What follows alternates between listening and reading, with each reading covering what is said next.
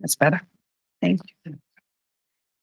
Good evening. Today is May 21st, 2024. I am Mayor Pro Tem Liesbeth Visser, and I'm calling this regular meeting of the Marina City Council to order. It's 5 p.m., shortly after. And I'm chairing the meeting because Mayor Bruce Delgado will be probably joining us by Zoom. City Attorney, would you like to make an announcement about the mayor participating by Zoom? We can when we. Okay. And we don't see.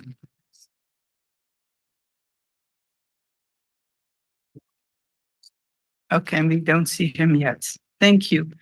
Anita, can we please get a roll call? Councilmember McCarthy. Here. Councilmember McAdams. Councilmember Biala. Here. Mayor Pro Tem Visser. Here. Mayor Delgado.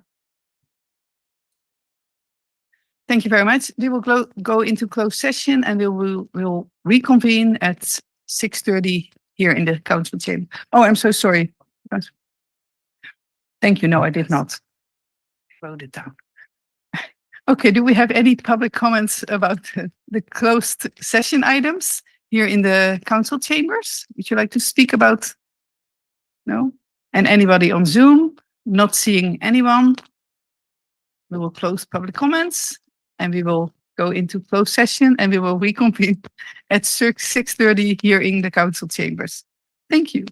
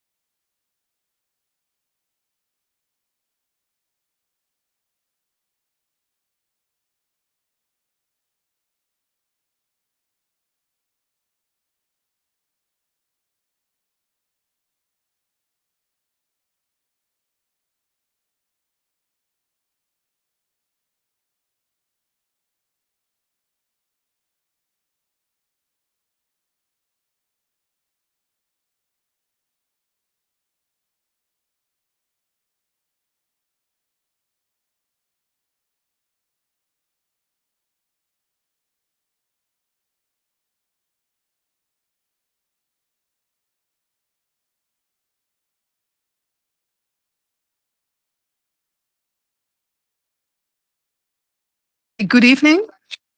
We just came back out of closed session and our city attorney, Renee Ortega, will report back. Yes, hi, good evening. So with respect to 306 Reservation Road, which is the third item for A3 on the agenda, council voted to exercise its option to purchase 306 Reservation Road pursuant to the resale restriction that is recorded on the property. Otherwise, no other reportable actions were taken. Thank you. And now we will have a moment of silence. And after that, can I please ask Councilmember McCarthy to lead us in the Pledge of Allegiance? So please all stand.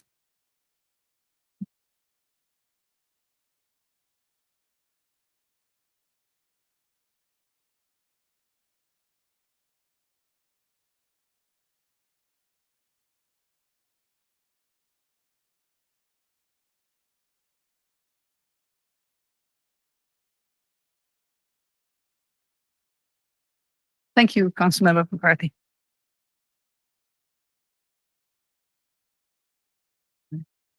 This brings us to our next agenda item. We have one special presentation tonight. It's from the County Housing Element Opportunity Sites presentation. And who will be leading this? Thank you. Good evening, council members and city manager Long and public. My name is Craig Spencer. I'm with Monterey County Housing and Community Development. I have a presentation, I think, that's coming up on the slide. We're excited to be here. We are now in our public review and comment period on our draft housing element, and wanted to provide the city with a brief update on some sites in particular that are on the boundaries of the city that you may be of interest to you, and I'm happy to go into more detail about some of the other sites as well. Just for background information, the regional housing needs assessment came to the county with a total number of 3,326 units as part of our AMBAG region. I'm sure your city got its own allocation, but that was ours. Within that allocation, 1,070 of those units are in the very low, extremely low income category. That's a third of our reallocation. Another third in the low and moderate income categories, and a third in the above moderate or market rate income categories. The slide on the screen here shows the county's area median income on which we base those definitions of affordability by a percentage of the area median income earned by families that fit within these categories. Just a little bit of background. We did go through and follow the state guidance on site selection and identifying adequate sites to include in our sites inventory. That was a lengthy process that involved an analysis of all the sites in the county. We have many constraints, as I'm sure everyone does. We have the mandate to affirmatively further fair housing, which means a lot of things, but also means putting housing in areas of affluence and higher resource areas and not concentrating them in our lower resource areas. And we do have a divide in Monterey County, particularly between the Salinas Valley, some of our unincorporated areas in North County and the peninsula. We evaluated access to infrastructure, environmental constraints as part of our site selection, proximity to amenities, schools, and other things, obviously, is planning principles, the ability for a site to receive tax credits through the tax credit allocations, and a number of other things, including developer interest, existing land use, obviously our existing pipeline projects that we can take credit for if they're going to be built within the next 8 years. There's a lot that goes into this site selection, but I will go back to that. This is not very legible, but this is a summary of the 70 different sites we've identified in Monterey County. as being capable of being built with housing in the next 8 years, our planning period. We've heard quite a bit about this slide, but this slide is broken down, if you could see it, by area. We have many different areas of the unincorporated county. Here in Marina, you would be in our district in the Fort Ord master planning area on your boundaries mostly, as well as to the north within our North County coastal plan boundaries. So you can see here that we do have a built-in buffer on our very low and low income sites that's recommended by state HCD. There's a minimum 15% buffer. We have a 24% buffer proposed in our very low income category. There are different ways of counting, but in total, if with that many very low income units and lack of ability of our nonprofit housing developers and others to provide that many very low income units, we end up with many more units than the totals of our RENA allocation and our draft housing element. Found one extra, there we go. Okay, so important to the city of Marina, we have identified 3 sites in fairly close proximity to the city boundaries. They're shown on the screen here, the large property at the corner of Blanco and Reservation, Site 13. That is owned by UC Best, and it is part of their holdings along with some other properties, which I believe are on the other side of Blanco in the Marina Airport site. They have expressed an interest in helping the county meet some of our housing needs. They don't have any plans at this point, but it is a large site, and as under state guidance, large sites have some unique requirements in order to consider them as part of your housing opportunity sites. But with a large site comes potential capacity to support a large number of units. What that actually develops as, we don't know today, but that is one large site that connects almost to East Garrison from the Marina Airport boundary. Another site is a smaller site in Schoonover Park owned by Monterey Peninsula School District. And it is a vacant property just outside of the existing housing units in Schoonover Park. And then we have a darker green area within East Garrison. That's the final phase of East Garrison development that will include some affordable housing and the town center, it's known as. So that is something that's pipeline in our RENA numbers. We have a number of other sites spread across the county.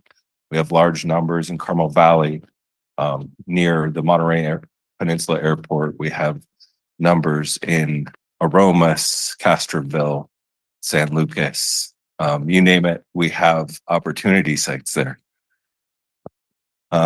So we are again in the process of our 30-day public review and comment period. We are very receptive and open to feedback at this point. We do plan to make some revisions.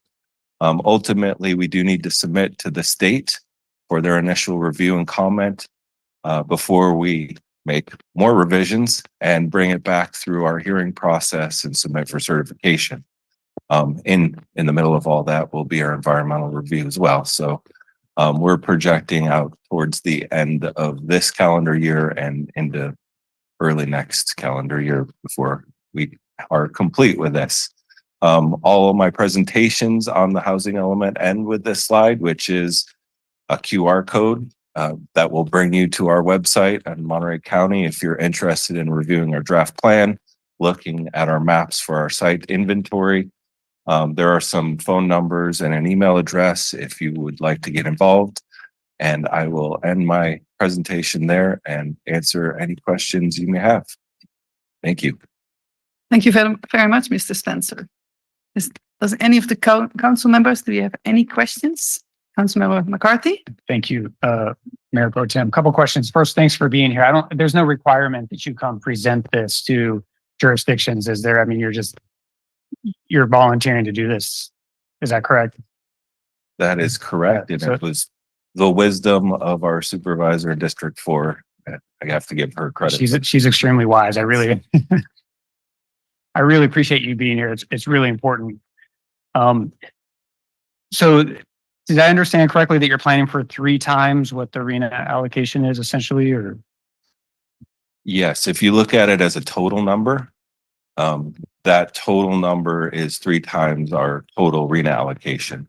If you look at it by income category, which is one of the things that state HCD requires you do, we have 24% buffer, about 100 or so, in addition to the 1,070 in the very low income category.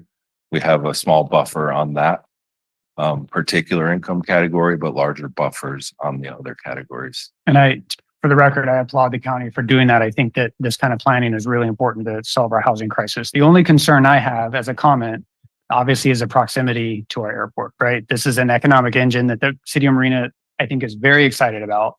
And unfortunately, we don't have an airport manager right now on staff, but I'm concerned with the proximity of housing that close to the airport might do to the economic viability of that airport in the future. And so just as we don't have to have a discussion about it, but I'm hoping staff is hearing me and that we can provide some comments and to that effect for this housing element and kind of do some research on what the potential impacts might be to the expansion of that airport use. So thank you, Mayor. Thank you, council member. I don't see any other hands up from the council members. So, So, our city manager would like to speak. and Councilmember McCarthy, I appreciate your comments because on the staff end, we will be sending a letter to the county. And so whether or not you have any thoughts tonight or later on, just let me know or Guido and we'll have plenty of staff to send a letter on some of those comments and concerns. And certainly the proximity to the airport, the importance of that really as our zone for creating jobs.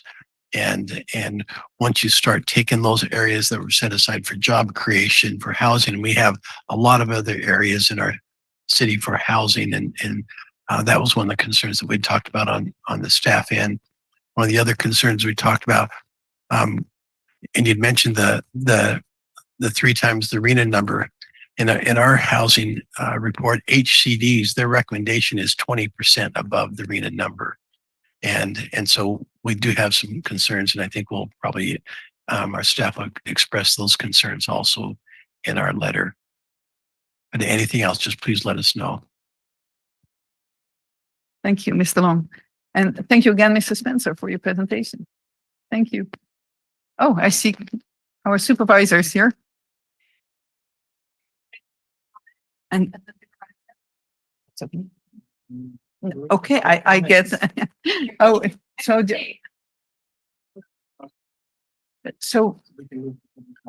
and then turn around and we'll do the other.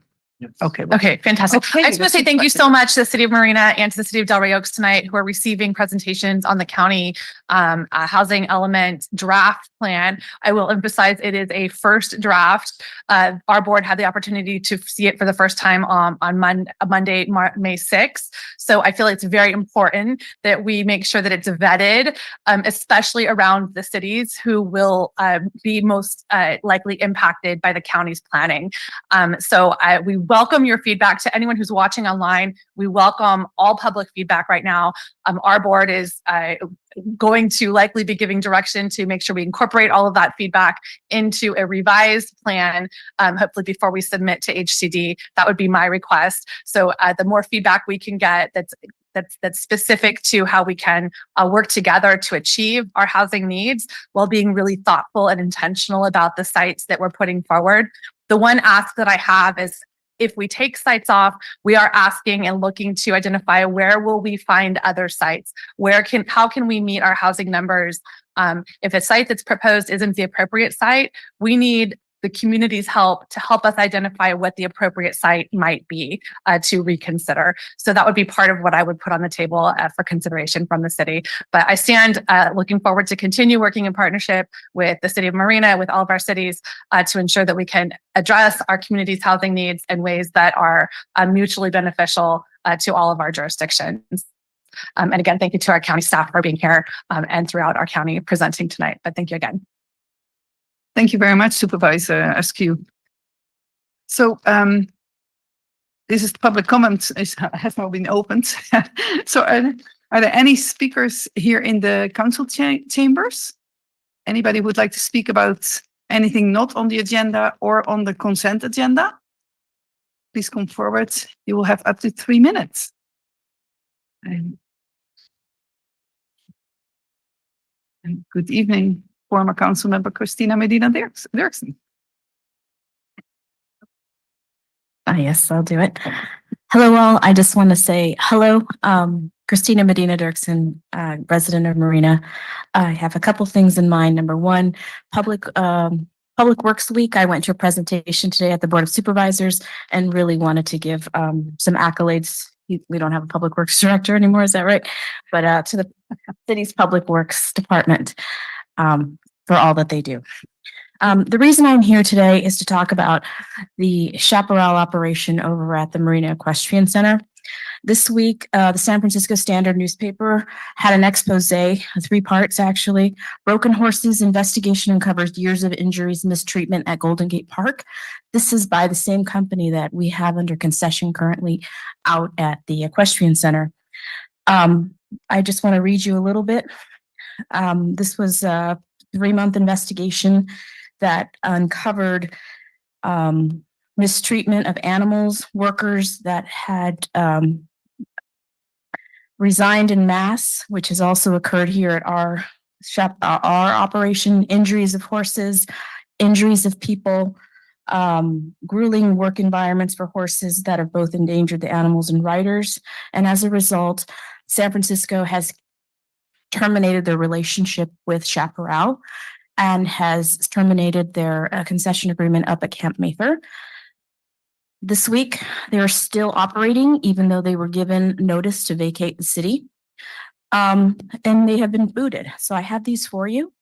But I just want to bring it to your attention that this has been before us since I joined council back in 2020.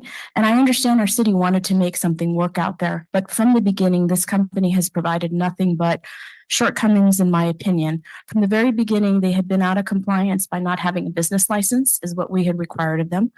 Adequate insurance, which I believe they still do not have. I'd love for you to know, and I will send it to all of you, their insurance certificate, if you read it correctly. It's $25,000 per person who's injured. We had an injury out there in November.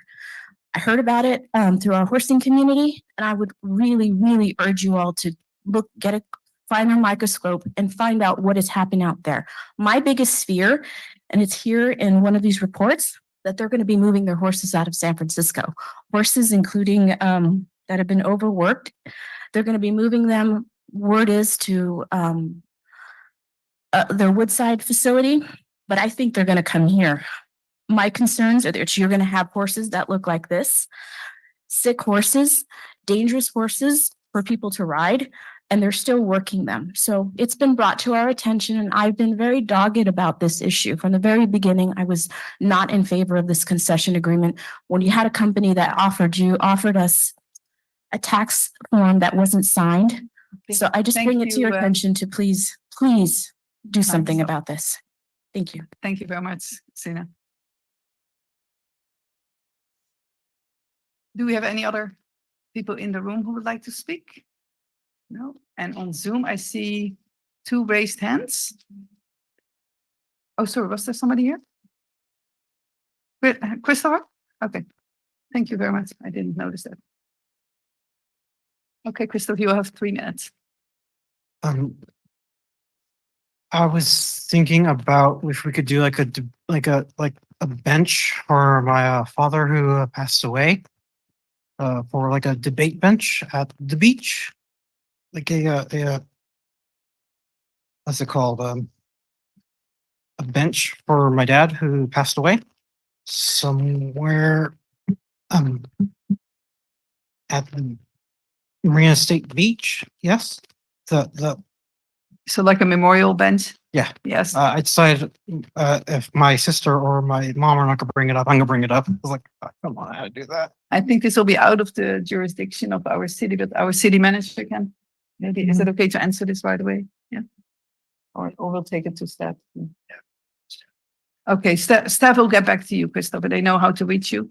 Yes? Yes. Okay, thank you for speaking.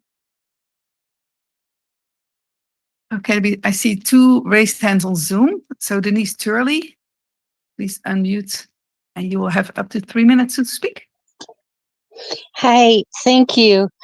Just a quick comment to the gentleman that just spoke. I temped for a while for the city of Pacific Grove, and that was like the #1 question.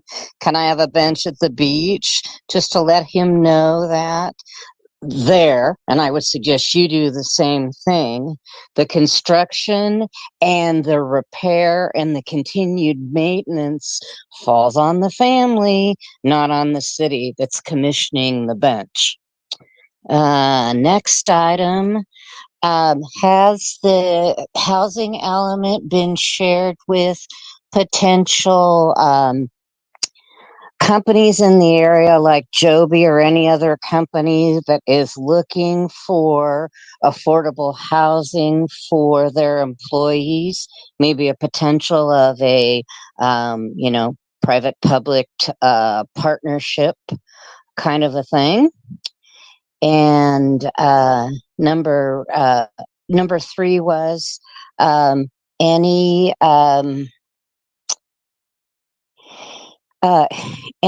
update and or number to call. So far, no problem with the widening project. We haven't gotten trapped anywhere. And so anyway, heads up. Thank you for that and any update. And I will give you back 1 minute and 20 seconds. That is awesome. Thank you very much, Denise. We'll get back to you at the end of public comments. Thank you. The next person is Michelle B on Zoom. Please unmute and you will have up to 3 minutes to speak. Okay, thank you very much. Can you hear me? Yes, we can. Thank you. Okay, great. This is a statement of a person who worked for Chaparral Marina who wanted me to read their story aloud for the record and for knowledge. I unfortunately worked for this company, Chaparral, for a short while, and it was traumatizing. I have videos with a horse named Jack included in the recent San Francisco Standard expose and the San Francisco Chronicle article. He was still struggling to get up. He was still being used as a lesson in trail horse in Marina in 2023, claiming he loved to be ridden. We were told to feed the horses moldy hay because the horses will eat around it. None of us were allowed to clean wounds, and the horses were still expected to work even if they were hurt or lame. We watched a pony get kicked in the head and have a seizure, and then we called the vet out immediately, all for the owners, Sue and Sean, to get mad and not want any vet care done at all. We were told continuously that these horses were working horses and not pets.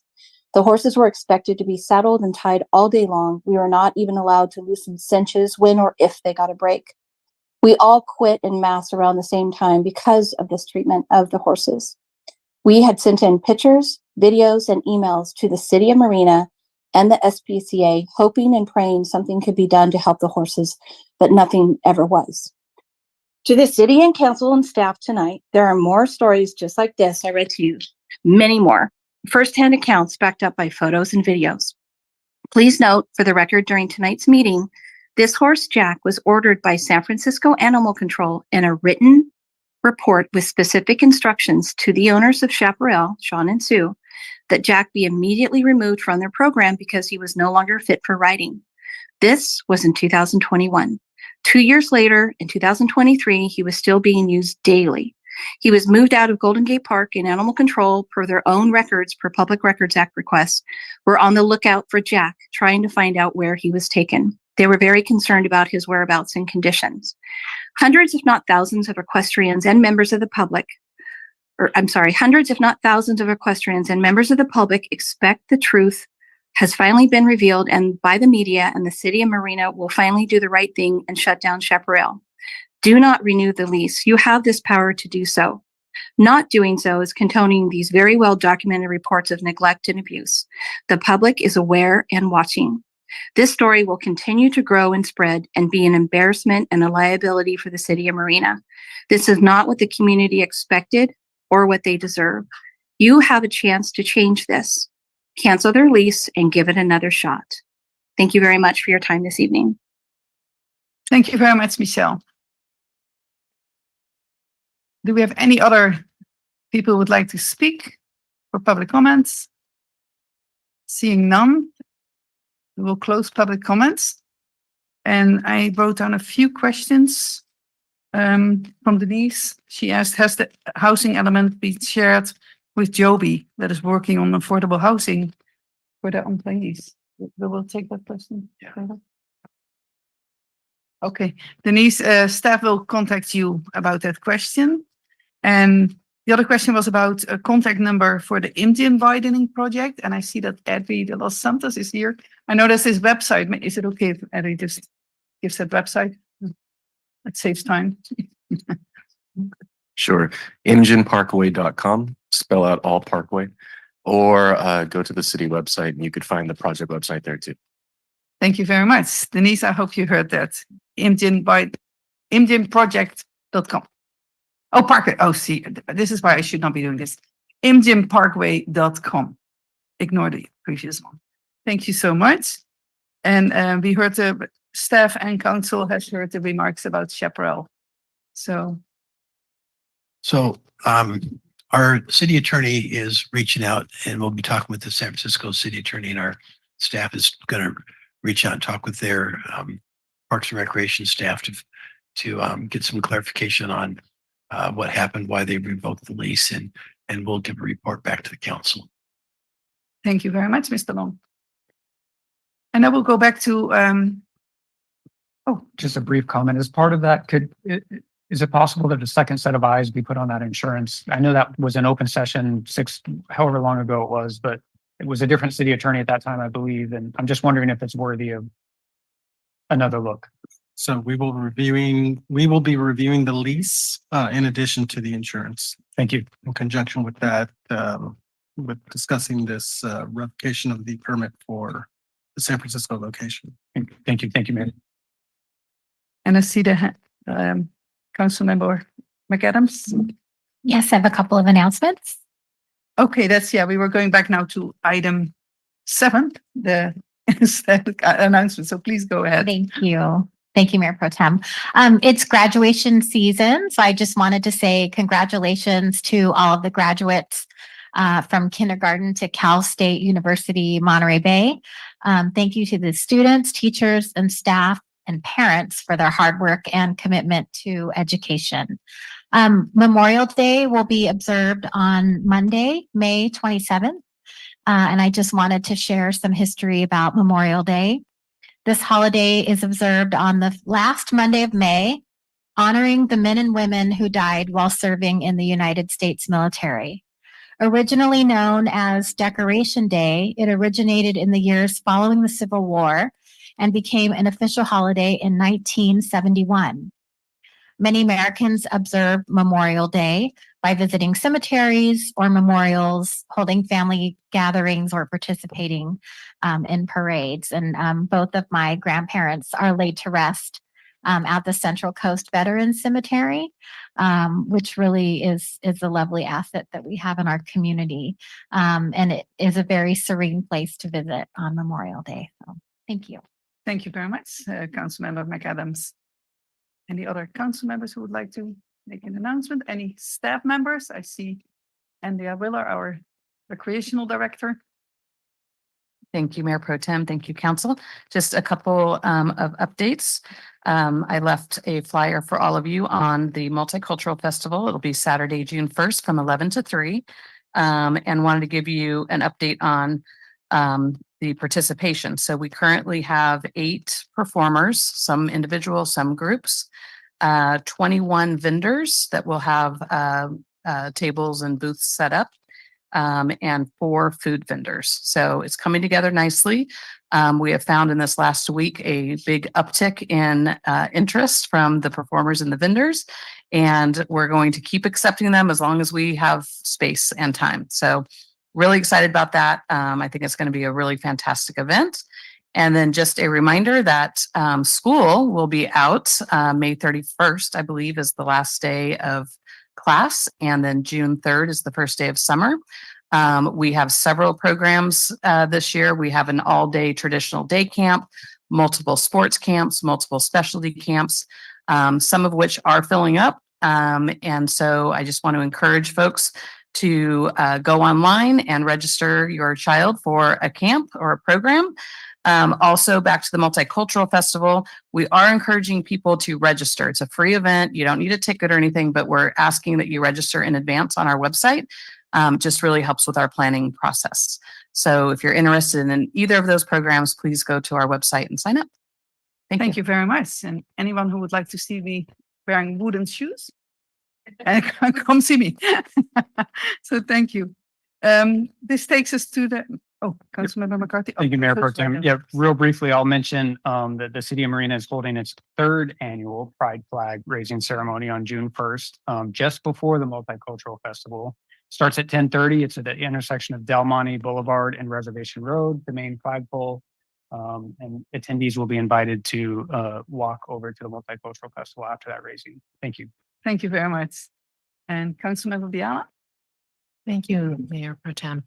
I just wanted to let people know that 3 days ago, maybe 4 days ago, our contingent of Sister City program delegates to Namwon, South Korea just returned, and we had a most fabulous experience. And on the June 4th City Council meeting, we'll be doing a slide presentation so we can share all of our wonderful learning and our happy trip with everyone. And we had 4 people from the city of Marina. It was our mayor, myself as a council person, and Belinda, our HR director, and Doug McCowan, who is our fire chief, as well as our former city council member and many others. There were 14 of us that were welcomed to Namwon, South Korea. So please come. We'll have a really good presentation about it and show you some artifacts from our trip. And just as an add-on for Memorial Day, having just come from South Korea, we went to the War Museum there. And since it's Memorial Day here, just wanted to let you all know that that was part of after our official delegation trip to the city of Namwon. Many of us had a separate tour, and we went to the War Museum, and there was a very long hall dedicated to the American GIs who participated and died in the Korean War. So we all learned about how important American intervention was in the Korean War, which was pivotal in preserving the democracy of South Korea so that it wouldn't become basically a communist country as North Korea is. So it was very moving for us, and 3 people from our small official group, including my father and Doug's father and our mayor's father, had been GIs in the Korean War. So we learned about our own family's participation in that war, not having really understood what the Korean War was about. So just tying it into Memorial Day and our recent trip to the Namwon. Thank you, Mayor Pro Tem. Thank you very much, Councilmember Biala.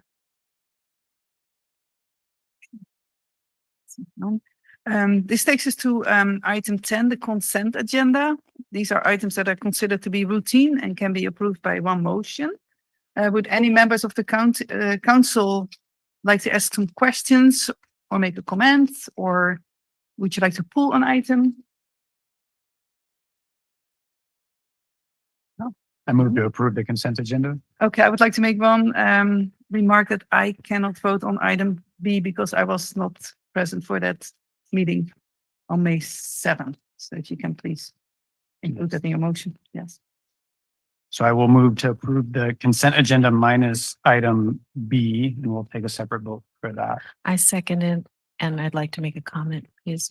Okay. for the public comment that would have included anyone to pull or speak to, not pull, but to speak to the consent agenda. And I don't think we mentioned that. So in fairness to the public, is it okay for, if anyone had a comment on the consent agenda, could we go back and have them speak? I did mention. Oh, you that. did? Yes, Okay, I'm yes, so sorry. yes. No, you're Yes. welcome. I Okay. do forget. So I second it. Thank you. Thank you, Councilmember Biala. So, this needs to be a roll call. Oh, no, it can be wrong. No, I just said it.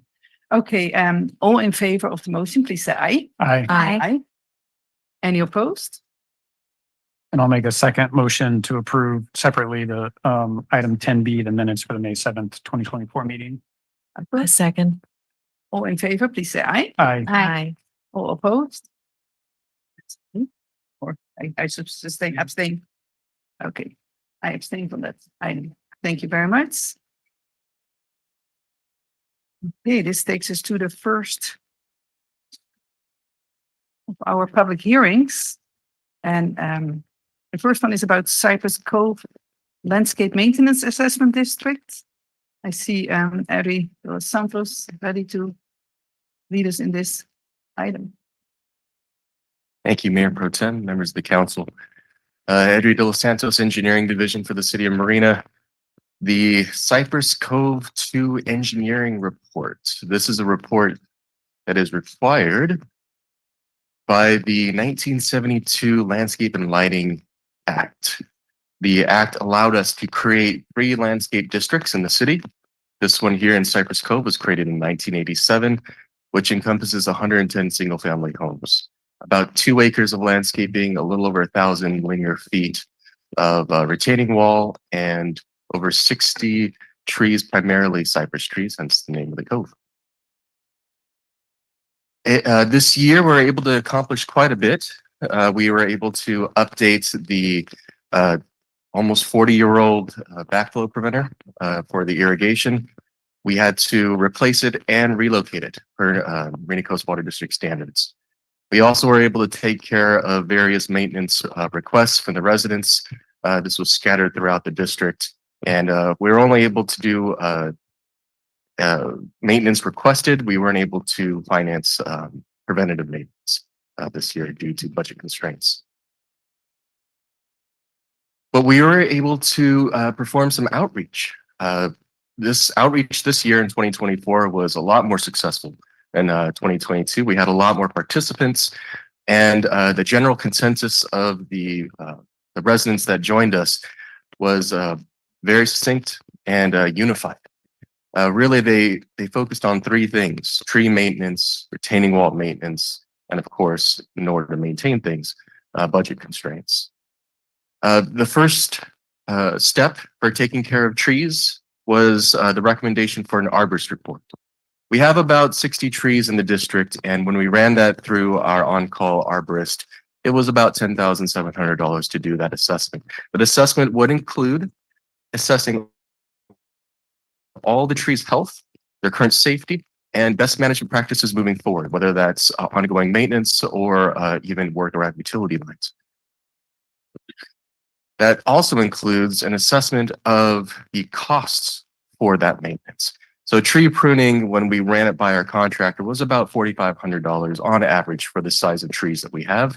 And for complete removal, it was about $8,000. Again, due to the size of the trees, the age of the trees, it costs significantly more than the average tree.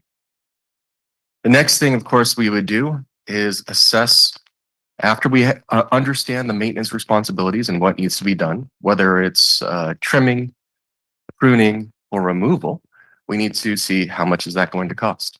So of the 60 trees, if you want to estimate, say a third of them needs to be pruned, a third of them needs to be trimmed, a third of them needs to be removed. Just on average. We're not saying that that's going to be the case for the report, but just to get an understanding of what those costs would be based off the contractor's costs that were provided to us. That would equate roughly to $290,000. Now, what does that mean for the district? By the way, all of these numbers were presented to the residents as we discussed them together over the 2 meetings in March. On per household, each household pays $15.07 a month, about 2 visits to Starbucks a month. On an annual basis, then that means it's $180 per household each year.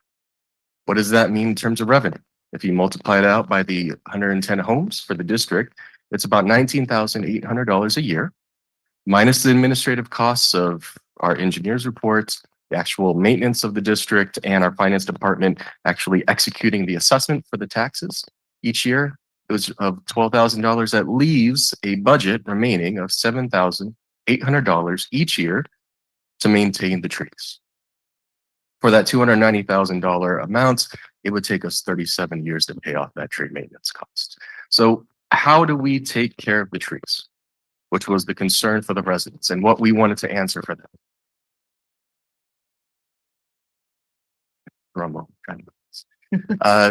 We went over the next steps with the district residents. The first step being get that arborist report done. Because of the cost of the arborist report, we have to wait until the new fiscal year in order to have the funds to pay for it.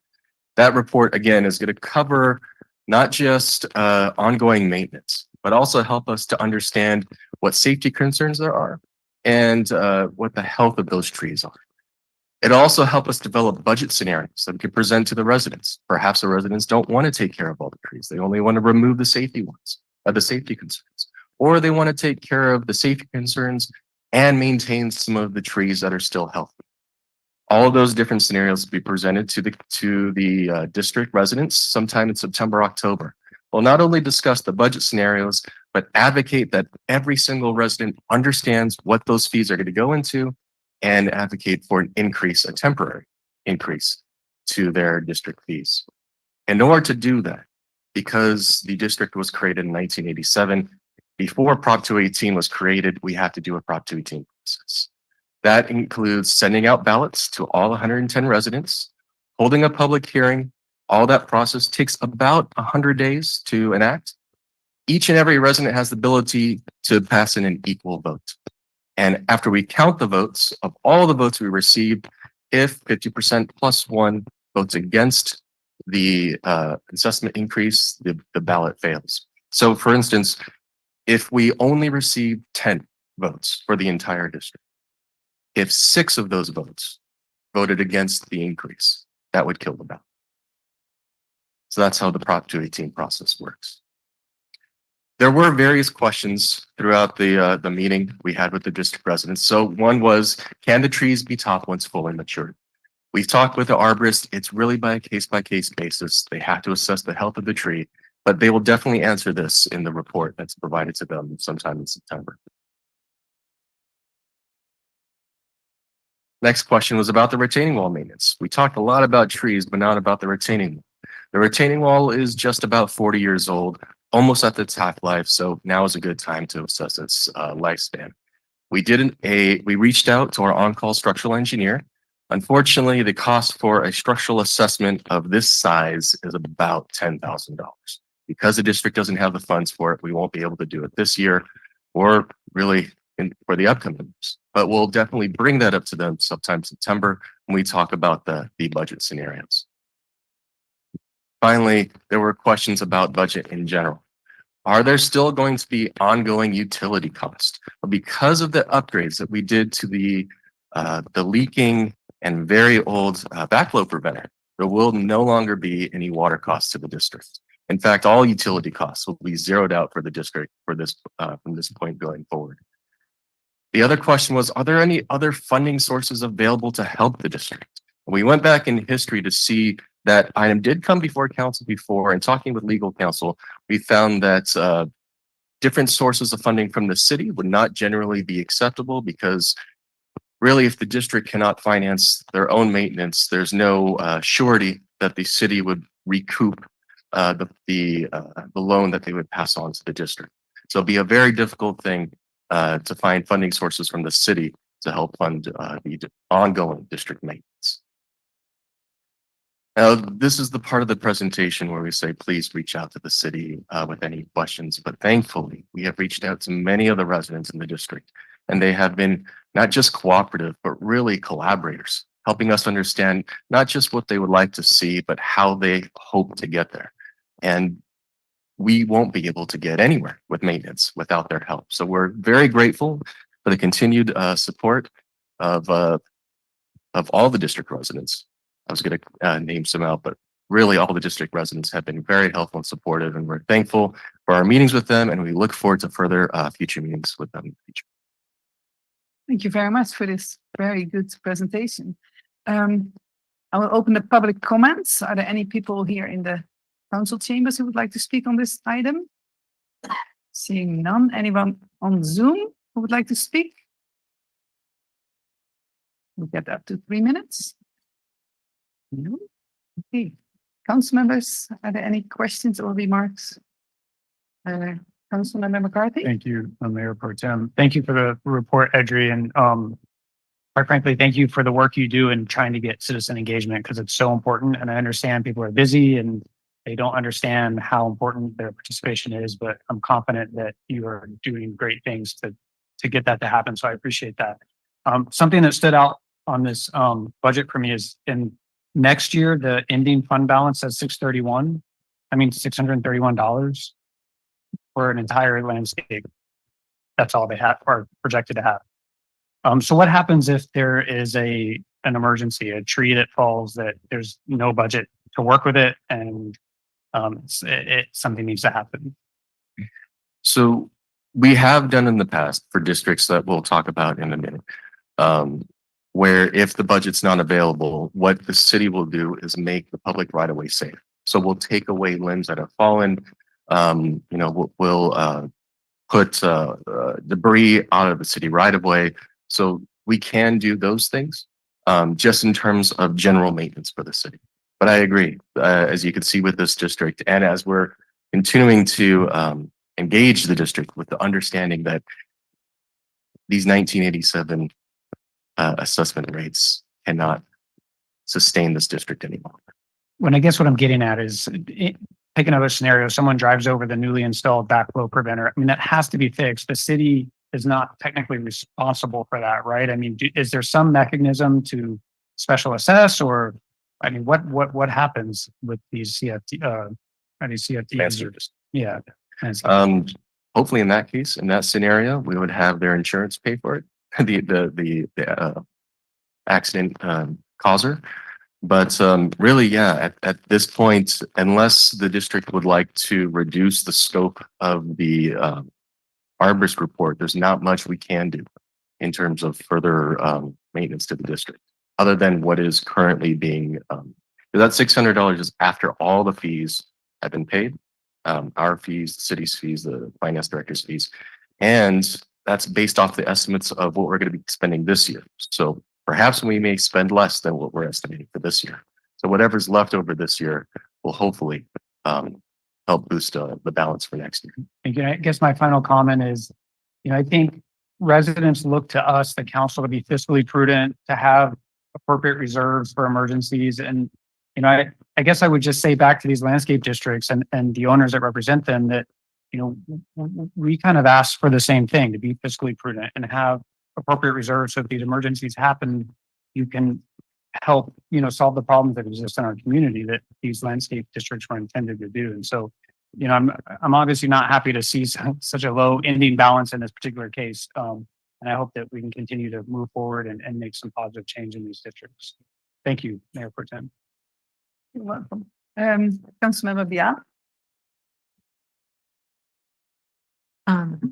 Wanted to say that we discuss this issue every year, and it seems again this year maybe even a little bit more critical. And I know that in dire circumstances, the city will do a minimal job at some safety issues on the right of way. But I have real concerns about our continuing to be observers of no increase in revenues for it. And yet, how much liability do we assume? Yes, there's insurance, but is that a worry that the city should have, that we don't have the ability to fund the proper maintenance? And along with that, are we also then assuming a higher liability for the city? Is that a fair question? I am worried about that. For liability, I would Yeah, the turn city it over attorney. to. So yes, we are looking at those issues and, if these conversations do not go in the direction that they should, then we will look at all other options. Thank you. And Audrey, when you met with the folks in these meetings and you said that there was positive, dialoguing, et cetera, but was there any specific talk that somebody is going to do the Prop 218 in the November election? The general consensus from all who came for which I believe was, I want to say at least 10 residents joined in on that meeting, Out of 100? was out of 100, sure. But it was a lot better than our previous meeting. It's an improvement. Was after the entire discussion, all of them agree that a Prop 218 process should take place, and an increase should take place. And who does the writing of that ballot? Is it the citizens, the staff? Okay. And then would these 10 people, excuse me, go out and knock on doors and get support, and they're willing to do all of that? That's their responsibility, not necessarily ours, or do we have to do it? In the discussions with the resident, no. So the city is required to do the outreach, but as you probably see in the funding scenarios, we don't have the funds to do door-to-door canvassing. We would be putting that on the residents to bolster support and advocate for their own district. Okay, and it sounds like we are going to be considering our options too. It's one thing to have responsibility in this and yet be absolutely helpless to move the solution forward. So I'm glad to hear from our city attorney that there could be some other interventions that we might be able to do, because I don't like this kind of helplessness in the face of some potential liability for the city. And I think that November could be a really good place that we say there needs to be some action. And if by whatever reason people are not moved to do something, I would hope that the city has some alternative plans then, because we've been talking about this year in and year out and nothing seems to have changed. And so thank you very much. I know you've really put a lot of effort into this over many years. So thank you very much, Audrey. Thank you. And I also was very happy to see that there's some progress might be possible, because we all agree that you cannot maintain in 2024 with dollars from 1987. So thank you. See no more comments. So we need a motion to adopt this resolution. Sure, I'm happy to move for approval. Second. Thank you. All those in favor, please say aye. Aye. Any opposed? That motion passes unanimously. Thank you. That takes us to the next item. The same concept for a public hearing about the Seabreeze Landscape Maintenance Assessment District. Eddie, please go ahead.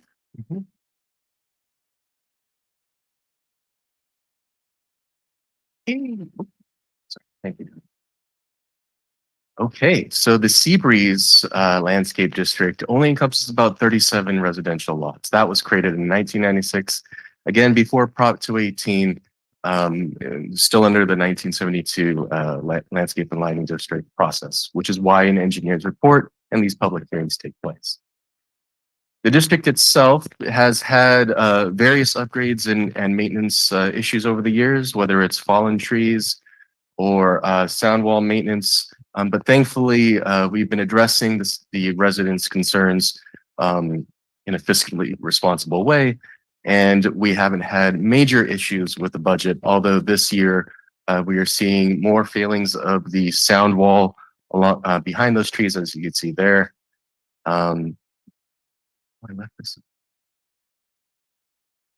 Yes, this was just a comparison regarding when the assessment district's rates were made and what we have today in terms of the cost of living. But right now, we have requests from the residents regarding the sound wall and some sound wall replacement. Unfortunately, costs for that are pretty high, so we're only able to do about one panel every other year. So we're addressing it on a safety basis. So when the safety concerns of the current sound wall are at a point where we have to replace it, that's when we do it. So we have upcoming replacement this coming year, and that will hopefully keep the budget balance stable at the end of next fiscal year. Open to questions. Thank you. I will open public comments. Anybody in the chambers or on Zoom who would like to speak? And seeing none, I will close public comments. Council members, any questions or remarks? Councilmember Thank you, McCarthy? Mayor Pro Tem. Just real briefly, that slide on the cost of living, could you go back to that? Sure. Just want to make sure we all understand what that says.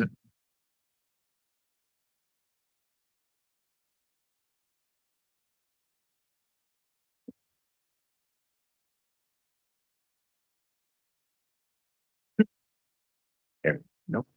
There it goes. So am I understanding that if the assessment had been adjusted for cost of living since it was inception, that the current what is the 2023? Would that be the current monthly? Oh, sorry, that's the year. Yeah. So do we know what the current monthly assessment would be adjusted for inflation since inception? Well, it would be almost done if you adjust it for cost of living. The assessment of the land, like instead of being 182. Yes, it would be close to 100, 360 if it's adjusted accordingly. Okay. So it'd be almost done.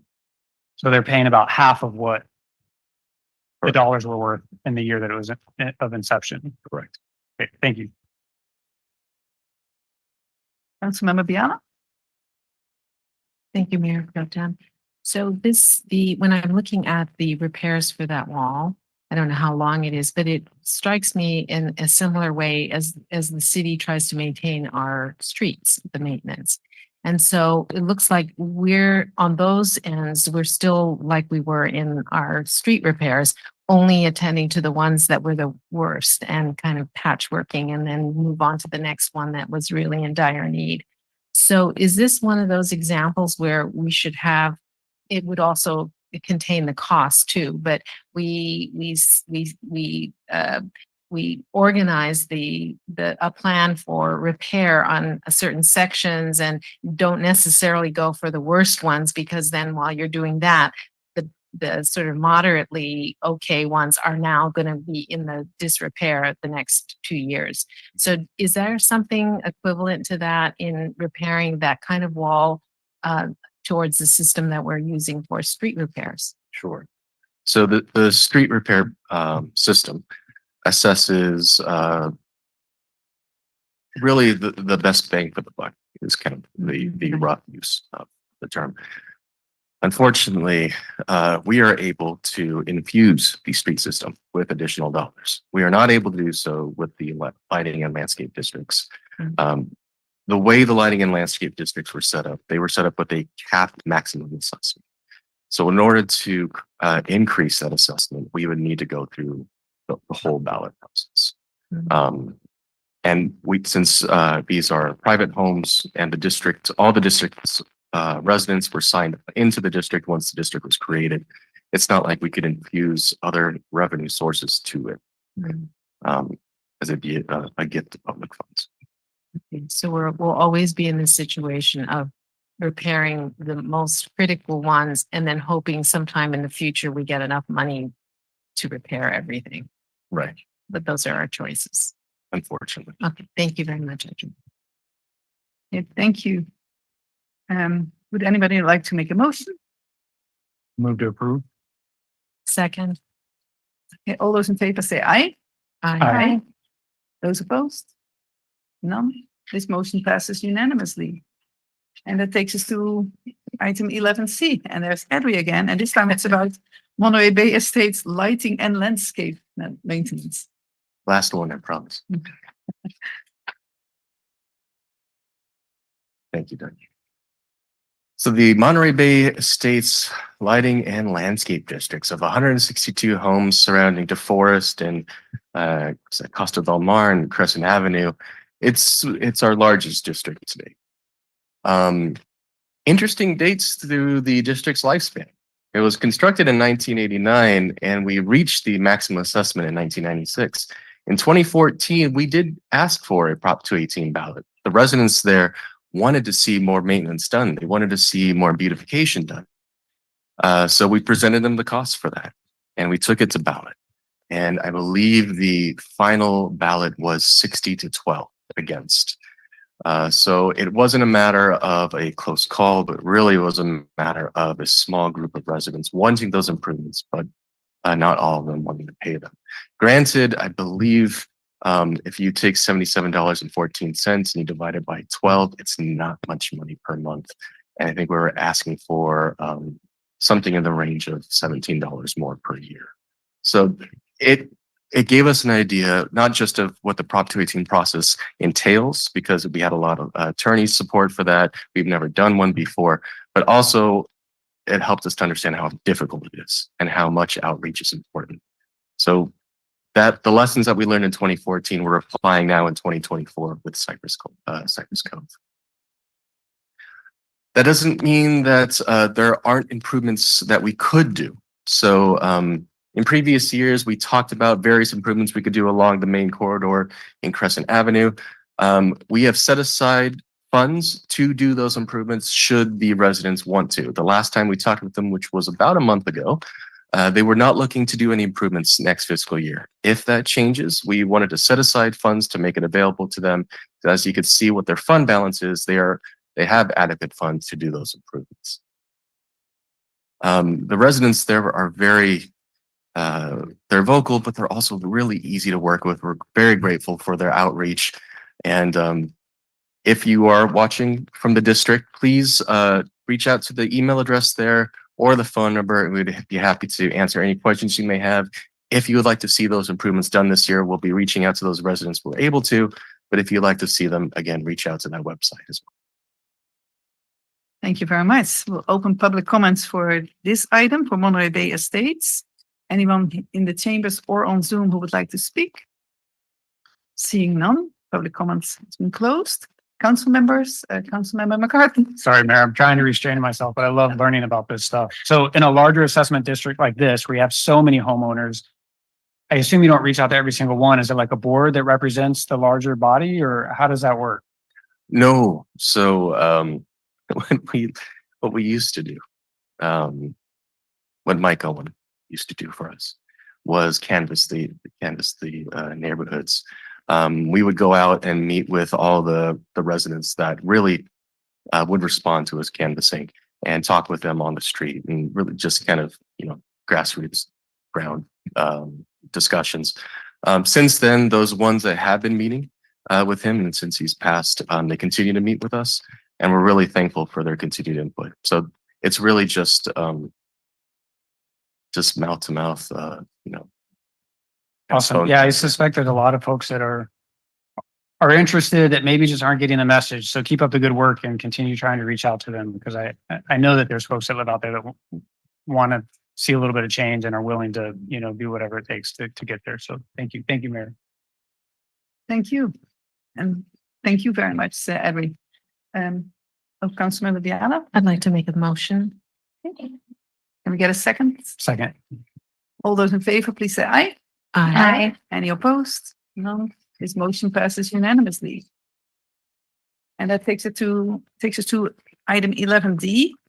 City Council to consider an appeal of the Planning Commission's April 11, 2024 approval of coastal development permits for the Monterey Salinas Transit Surf Busway and Rapid Transit projects. I see our senior planner, Alison Hunter, who will start here.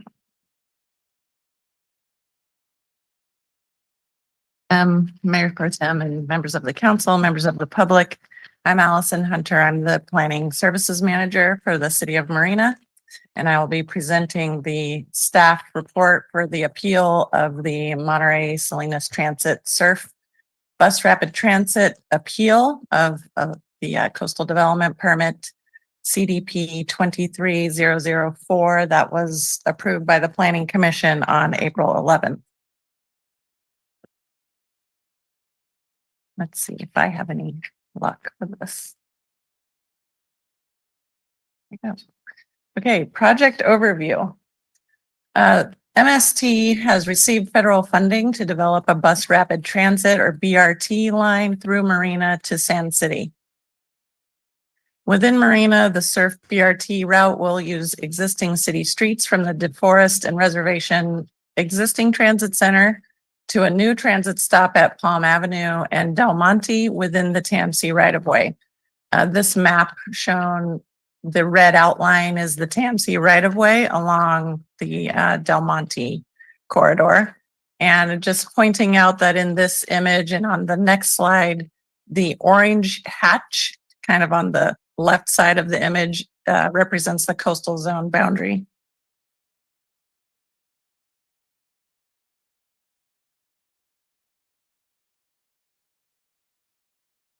Okay. Again, here's the map that's showing the proposed 5th Street Transit Station, again with the Highway 1 corridor on the west and the orange hatch mark showing the coastal zone boundary. So this transit station is outside the coastal zone, but just giving a little bit more information on the larger project itself. So from the new stop at Palm and Del Monte, the proposed surf line will be located again within the TAMC right-of-way, traveling south along the west side of the Highway 1 corridor, and then it will travel under an existing undercrossing back east to this proposed 5th Street Transit Station, which is the southerly terminus of the project within the city of Marina. The overall project includes the removal of 92 trees within the TAMC right-of-way and the 5th Street station. 2 of the trees and a portion of the busway development are within the city's coastal development permit or CDP jurisdiction. So again, only 2 of the proposed 92 trees are actually in the city's coastal zone jurisdiction.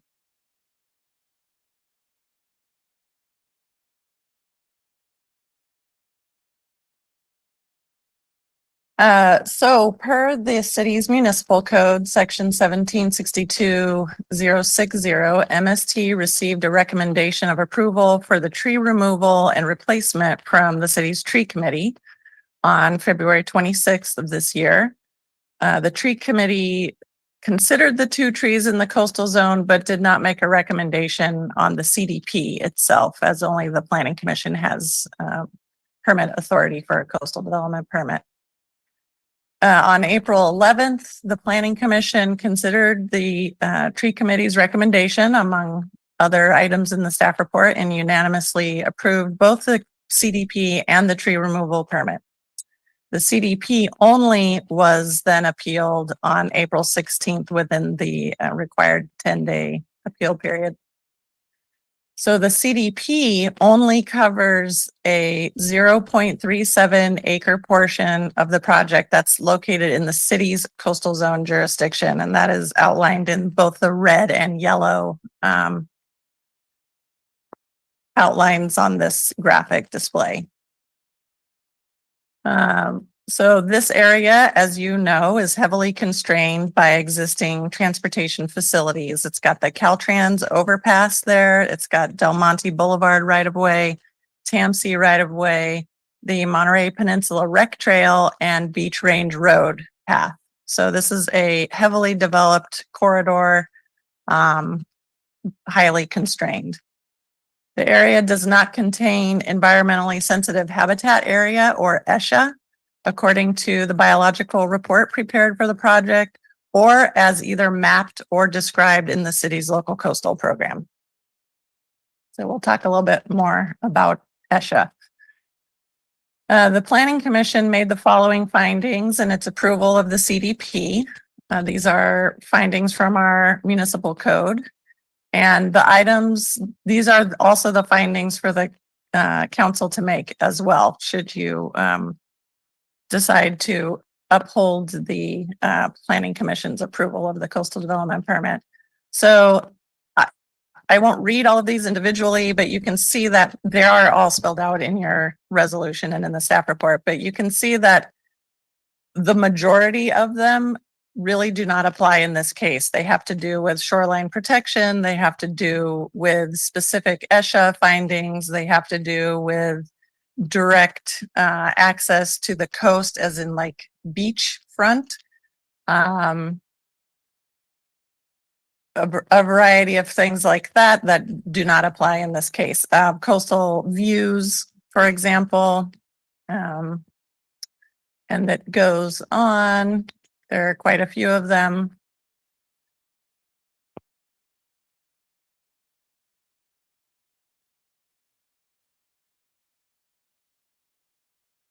Sorry, the mouse is fascinating. So the basis of the appeal is also found in our municipal code, and it again allows an appeal to be filed within 10 days of the Planning Commission's action on the coastal development permit. 2 appeals were filed on April 16th within the 10-day period. One is from Mason Clark, who's the owner operator of the handcar business that's currently operating within a portion of the Tansy right of way. And another was from Michael Salerno, who represents Keep Fort Ord Wild, or KFOW. The appeals raised the following issues. It suggested that the project is not in compliance with the Coastal Act, and that it's not in compliance with the city's local coastal program, or LCP. The project would not improve coastal access. Also, the project is not in compliance with Proposition 116, and the Planning Commission erred in finding the project exempt from the California Environmental Quality Act, or CEQA. So your staff report goes into a lot of detail and analysis of each of these items, each of these appeal issues. So I'll summarize them for the listening public. So there was assertion that the project is not in compliance with the Coastal Act. Well, compliance with the Coastal Act happens when the city's local coastal program is certified by the Coastal Commission, which the Coastal Commission did in 1982 with our current existing LCP. It's been amended several times, and those amendments have also been certified by the Coastal Commission. So that is finding our LCP consistent with the Coastal Act. The second assertion is that the project does not comply with the city's local coastal program. And the staff report goes into a lot of discussion on the balancing that's required in order to find a project consistent with the local coastal program, or the LCP. The city's 1982 LCP has a very long list. I think it's over 40 aspirational goals and policies. Some of them contradict each other, but that's the way the city's LCP was certified by the Coastal Commission. So that's what we're working with now. It wants coastal access, it wants trails, it wants protection of ESHA, but it also wants improved mass transit, it wants improved energy consumption, etc. So it's the city's job to balance, sometimes not always opposing, but maybe not exactly supportive of each other policies. Another assertion in the appeal was that the project will not improve coastal access.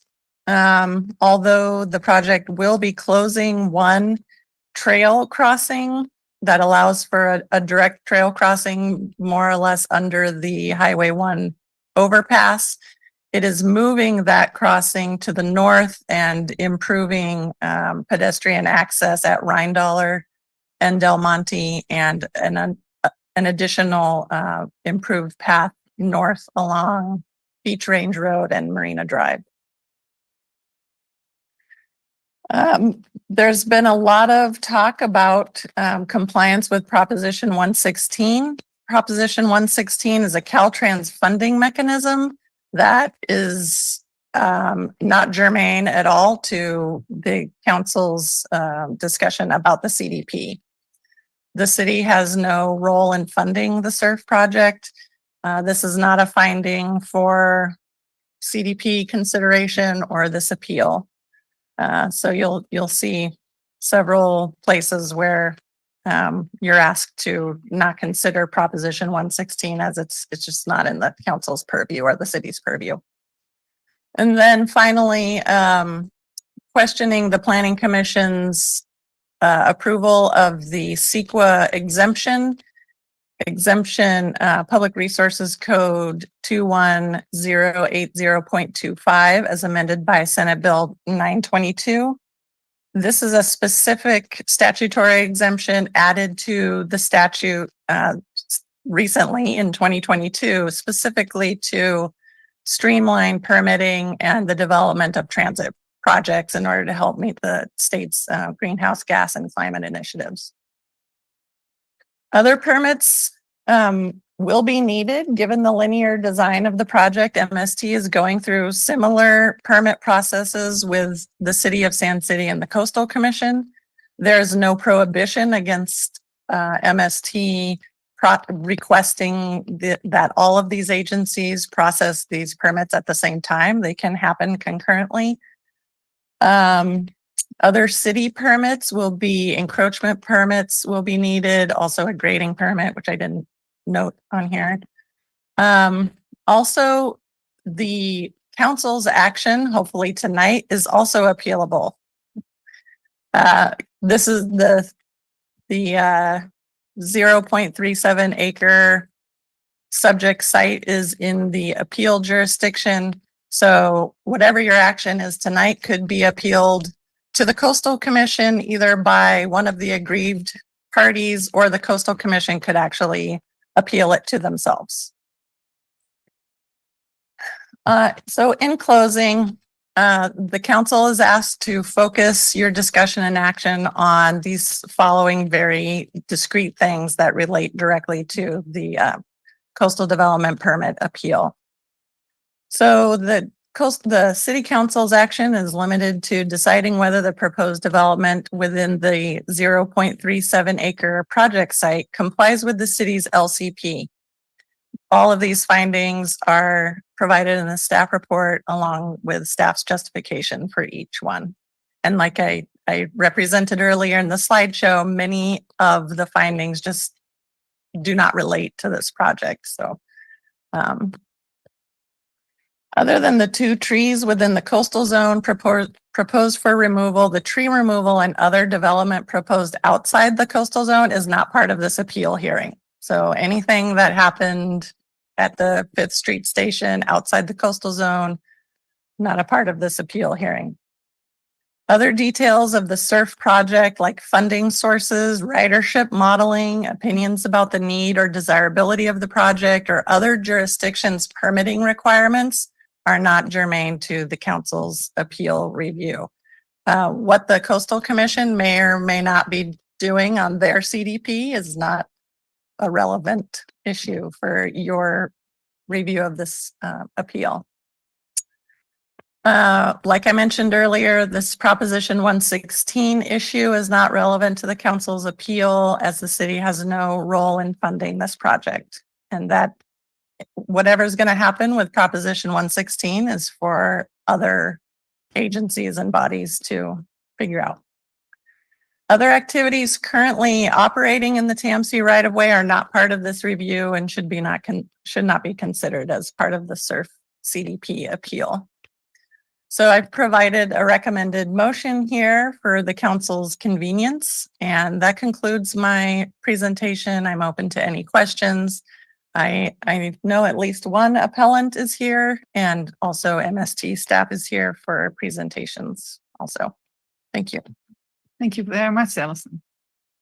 And City Attorney, I think we first give the applicant the chance to do a presentation, and then unless there are some limited clarifying questions, that would go. First to the applicant. Okay, thank you very much. So, the applicant can, MST can please come up and do a presentation, give your presentation. I think you have up to 10 minutes. Thank you.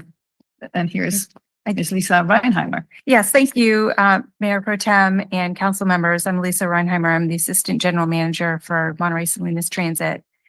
Thank you for allowing me some time on this evening's agenda to share with you the SURF project as it relates to the limited 0.37 acres of the coastal development permit for the SURF project.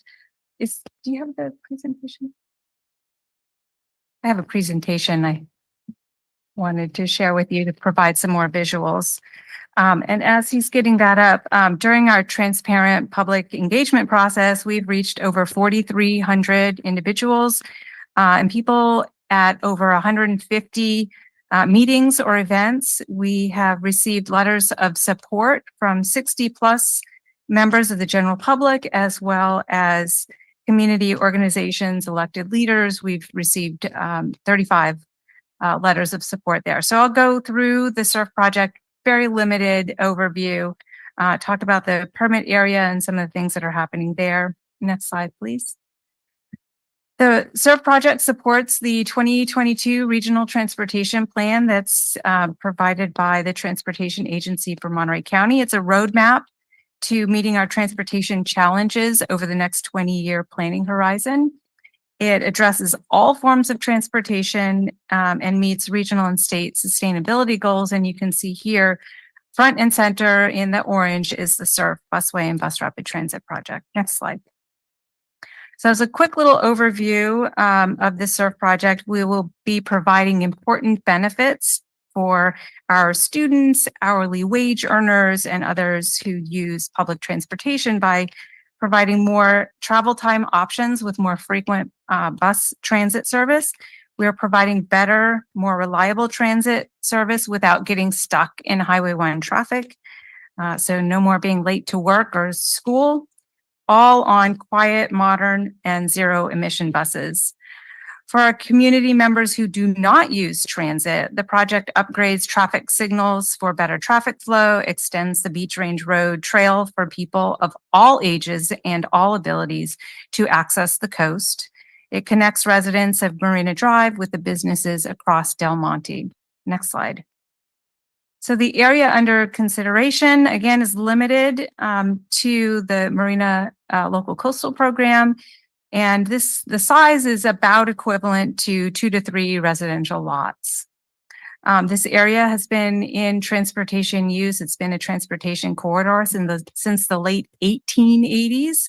So it really should come as no surprise that Marina's Local Coastal Program recognizes the area as a transportation corridor.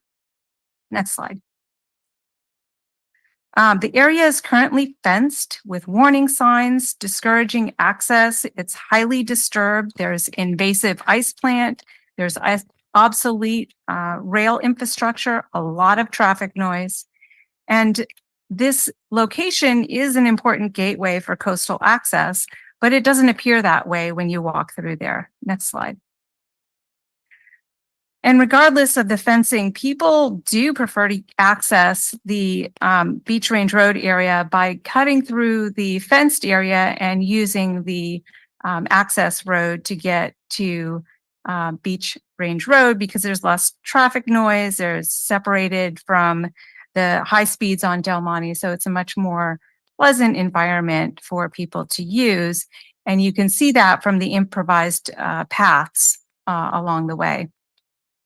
And especially on weekends, there are a lot of people that cut through that fence. So we asked our designers to provide a rendering of this area to give you a sense of what the area will look like in the after condition. And you can see that in this area, we're removing far more fencing than we are putting in. We're opening up this area for recreation and access to the coast for all ages and all abilities for a more pleasant and welcoming user experience. Next slide, please. And then outside the coastal development permit area, we're connecting Marina Drive residents to the crosswalk at Rain Dollar and access to the businesses across the street. Next slide.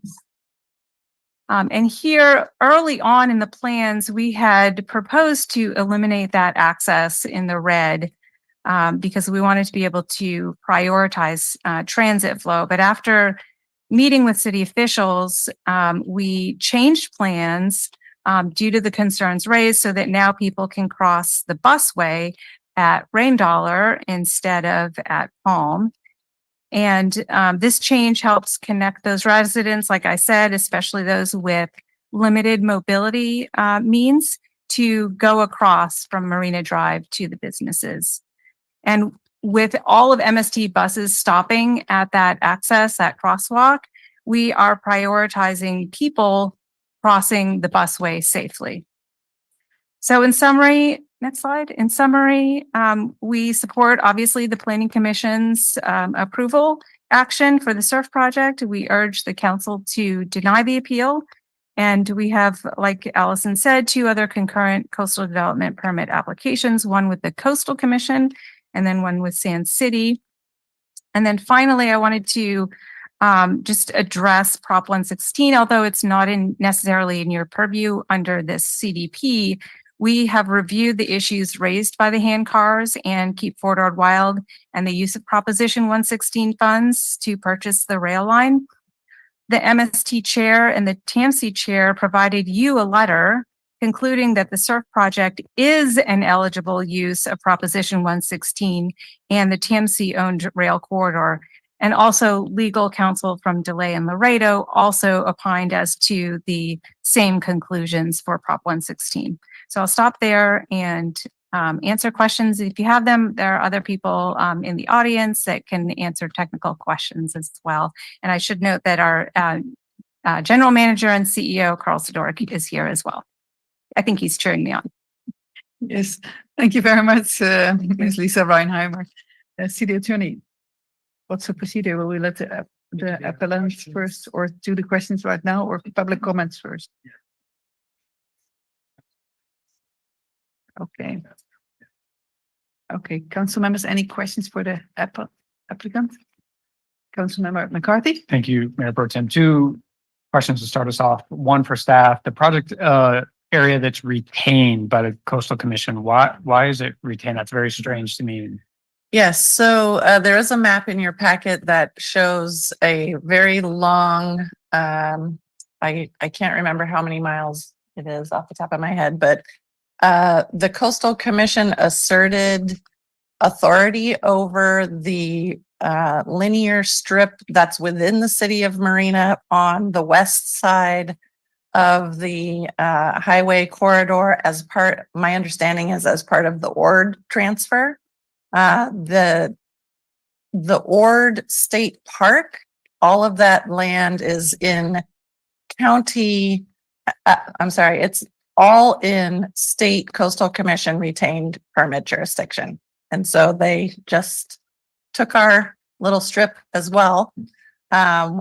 We didn't find that out until actually a little bit later in the process, and Coastal Commission staff provided a letter and this map saying, yes, we assert CDP authority over this strip. So they retained that well before this project was envisioned? Yes.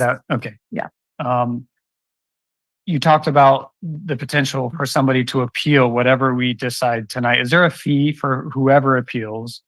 So no fee for coastal development permit appeal. Just to clarify, because I'm kind of feeling like whatever this body decides tonight, I'm just wondering what impact it's going to have, because somebody could appeal whether it's denied, somebody could appeal whether it's approved, and the Coastal Commission could appeal itself. And that's not only possible, but in my words, very likely. The last question I have is I can't not mention this letter that we received this morning from the Coastal Commission. Does staff want to talk about that at this point, or? We could talk about that. I do believe actually MST, you've also received some letters about the CPUC and California Transportation Commission documentation. That's a little bit out of our bailiwick. Those are issues that will need to be addressed as MST pursues their coastal development permit with the Coastal Commission.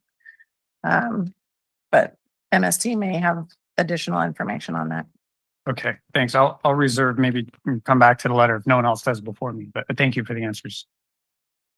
Thank you. Councilmember McAdams? Thank you. And this is for Ms. Hunter. So I want to be very clear on what the council, what we're deciding on this evening. And so I think I saw it on one of your slides. And so can you confirm again the city's jurisdiction? It pertains to the 0.37 acres and the 2 trees. Within that 0.37 Right. acres. So thank you, Coastal Commission, for your letter, but that's out of our purview. Funding is out of our purview. This is just what is the task at hand. Correct. Is that correct? Yes. Okay. And so other items that have come in, those should not be considered really for our decision. That's for the Coastal Commission to decide later, or for the appellant if they want to move forward with the Coastal Commission, et cetera. We just are very focused on these 2 items. Your CDP findings, yeah, within that little geographic. Perfect. And so could one of these letters be used if we didn't want to, if we wanted to move forward the other direction, could that be used as a finding? The city attorney could weigh in on this, but I think only if one of those letters said you cannot make these coastal development permit findings. Correct. If they address the 0.37 acres as well as the coastal development permit findings that are in our ordinance, then yes, a letter, although I haven't seen such a letter, could be used to address those issues that are in council's jurisdiction purview. Okay. And then as far as our rebuttal, like sort of, going down this path a little bit, how many how many reasons would we need to come up with? Does that make sense? Is there like a minimum number if we? I'm not sure I understand. So we have to have findings, right? And so if we went the other direction of what your recommendation is, how many findings would we need to come up with would be acceptable? Well, the findings that apply to this particular transportation project are very limited. There's, one that addresses ESHA, and your staff, suggests that there is no ESHA based on biological reports and mapping in our LCP. Otherwise, you're looking at those other findings that just don't apply to this particular type of project. So when if someone on the council makes a motion and you say based on findings, you're assuming it's those findings you have made, which are very limited. Okay, great. Thank you. So I appreciate that. I just wanted to be really clear about the 2 items. So I appreciate you confirming that. Thank you.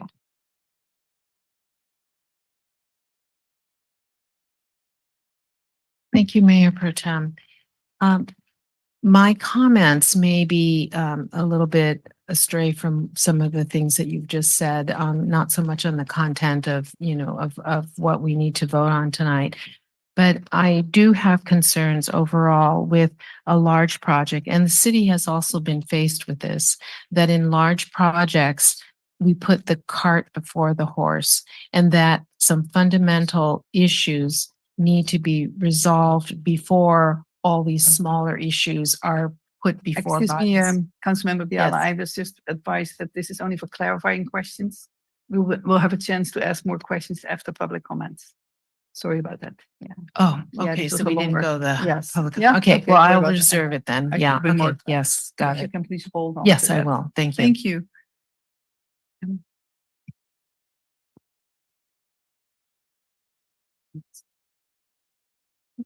Okay, so this is a moment that the appellants have a chance to speak for up to 10 minutes.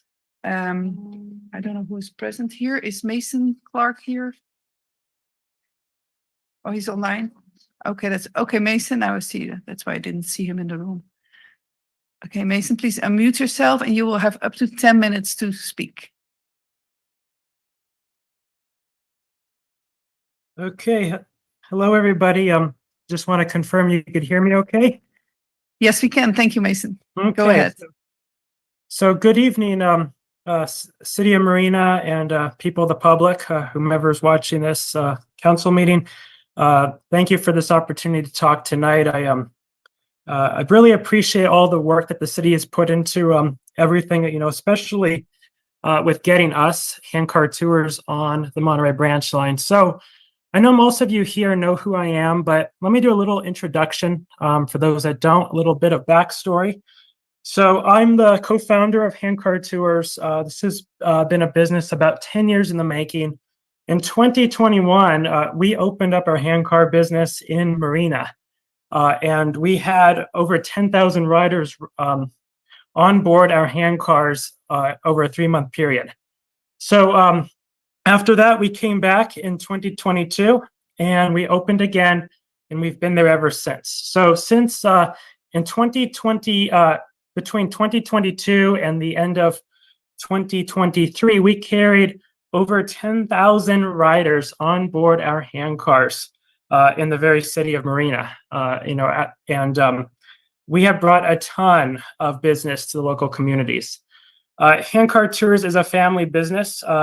We are actually out of Los Angeles, and we commute there every weekend. We make the 5-hour drive to run our business in Marina. And we picked Marina because it's the best place in the country for this sort of business. We looked all over the place, and there's nowhere better. So we're very thankful to be operating our handcar business in Marina, and we hope to be there for a very long time. Of course, the surf bus lane, if it is built as currently proposed, it will destroy our business and it will destroy the very track that we use to run our handcar business. There's many aspects here, obviously, to the rail line, but I'm not going to go into all those details. But one thing we do know for sure is that the rail line will be partially torn up. About 2 miles of it will be torn up and replaced with a bus lane. So obviously, if you tear up the train track, you cannot run handcars because handcars use the very track that the trains would have used. I just want to talk a little bit about what we're doing now as a business. There's a lot of things that we have done. As a small family business, we have grown tremendously.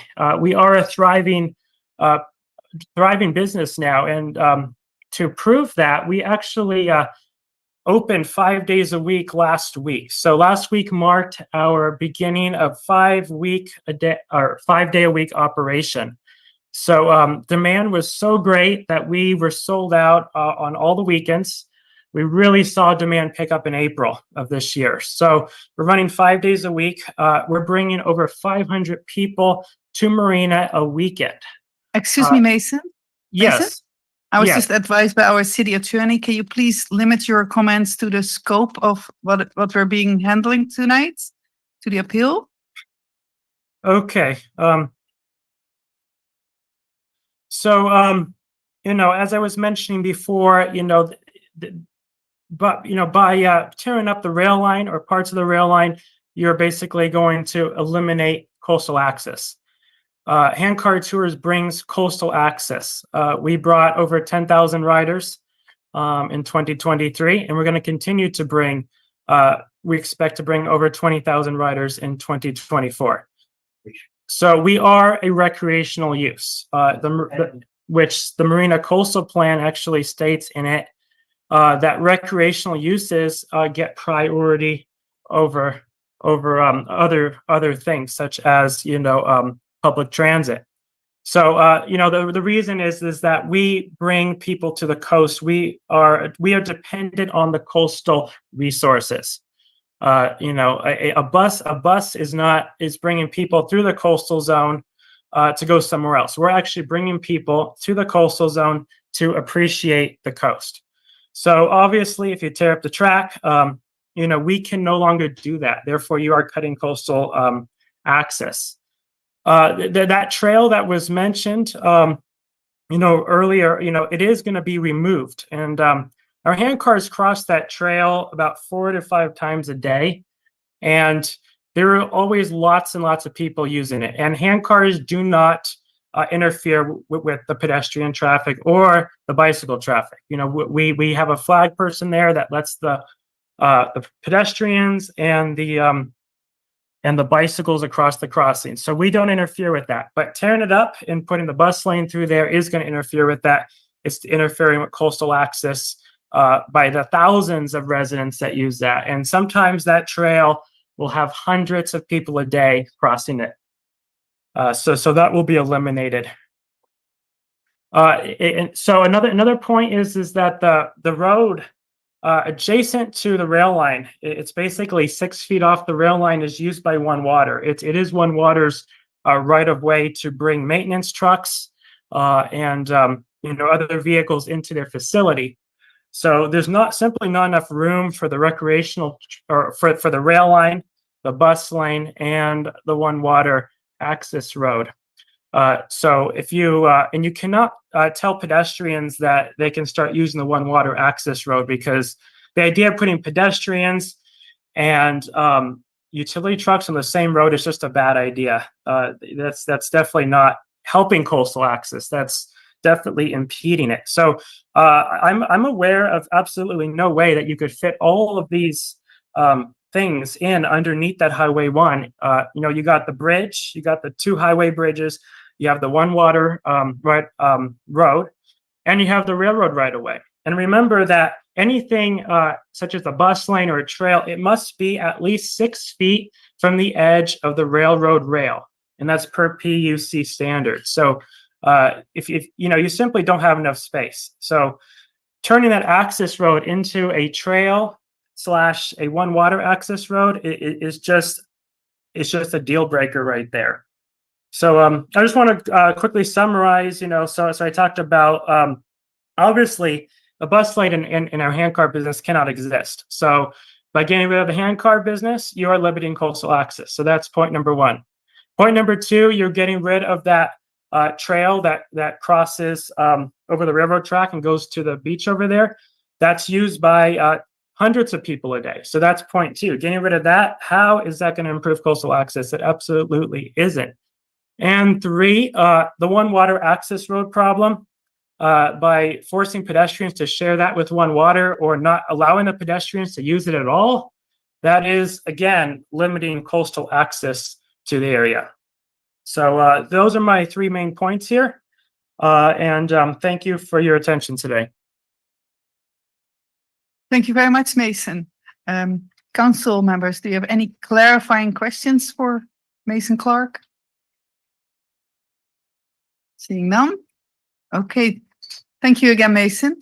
So then it's the chance for the next appellant to keep Fort Ord wild.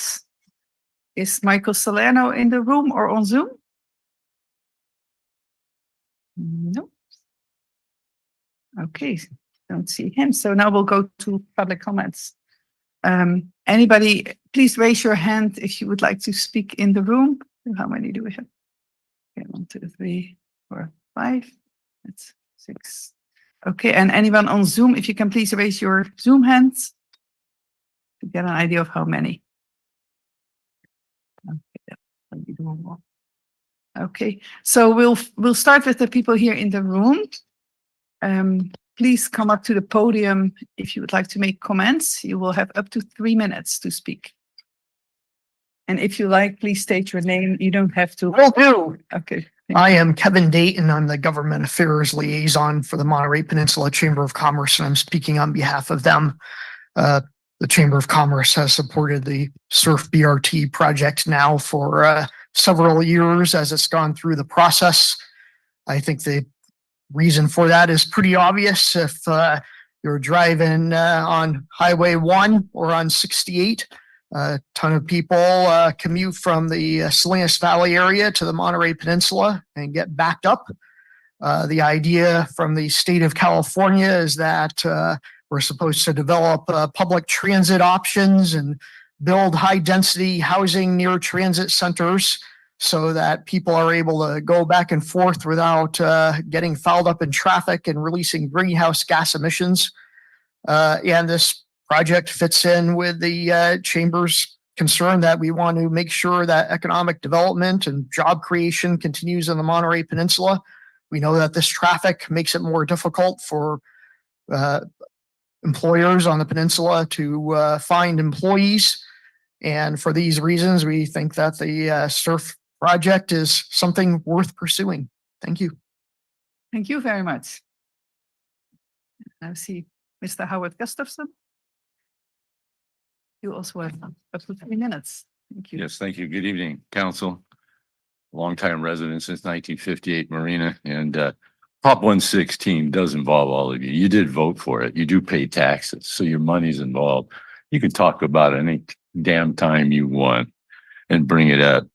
It's interesting that CEQA conflicts now with Prop 116. I laugh at that. And I enter the park every day. I hike it since even before it was striped. I walk it every day to stay fit so I can hike either the John Muir Trail or portions of the Pacific Crest Trail every year. I have to do that to stay in shape. I go under the overpass. I don't know what they're talking about. And most people go under the overpass, including every bicycle that takes that pathway. And that's hundreds and hundreds of people. And I'm tired of TAMSI. I served on TAMSI. I was a TAMSI board member too. And they're trying to cram that project down our throats like the scumbags they are. And those trees at Fort Ord, planting, I wanted to go to that meeting. Those were the first trees planted on Fort Ord by Colonel Roger S. Fitch, July 1941. Mike Owens came to me asking because he was in a defumery or whatever you call it about Fort Ord trees. And I had all the information already. And along with the trees on First Avenue, they were planted to block the view of the barracks from the highway, as well as all of the quartermaster stuff along that 5th Street corridor. I don't want that SURF project. I don't want anything to do with it. The noise will be so intense from the buses. In some places, we'll be 20 feet away from the buses walking on that path. Those buses make a lot of damn noise, and you're to save 20 minutes. 20 minutes you save in the morning. Yeah, for these creeps on their bus. And what are the most of the traffic on those buses are those who lost their license because they were drinking. I know I used to ride the bus whenever my truck needed repairs because I worked in Monterey County Public Works. So I'd ride it whenever that happened. And needless to say, I'd always get in a conversation with those riders. Didn't want anything to do with them, really. I don't want that project. I mean it. We don't want it. And it's a lousy project. It stinks. I don't care what Chamber of Monterey thinks. I'm a Marina boy. I've never liked Monterey, Carmel, Pacific Grove, you name it. Okay? We're Marina. We're different. You get involved with groups and you get outvoted, Marina. Always remember that. That's the only reason they create them. Because Marina's on its own. Marina can do it on its own, especially with Fort Ord development now. So don't approve that project. We just don't need it. And I don't want to throw a monkey wrench into that project. Thank like you for your Abby did. remarks, Mr. Gustafson. A point of order, Mr. Mayor, just as a reminder to the public that I think your comments carry a lot more weight when you talk with as much respect as possible. Thank you. I agree. Thank you, Mr. McCarthy. Yes, so please try to keep it civil. Thank you. Yeah. Thank you. Hello. It's in general. Carlota Andrews. I'm one of Marina residents here, and I live quite close to where this project is going to happen. So there are several things that call my attention here.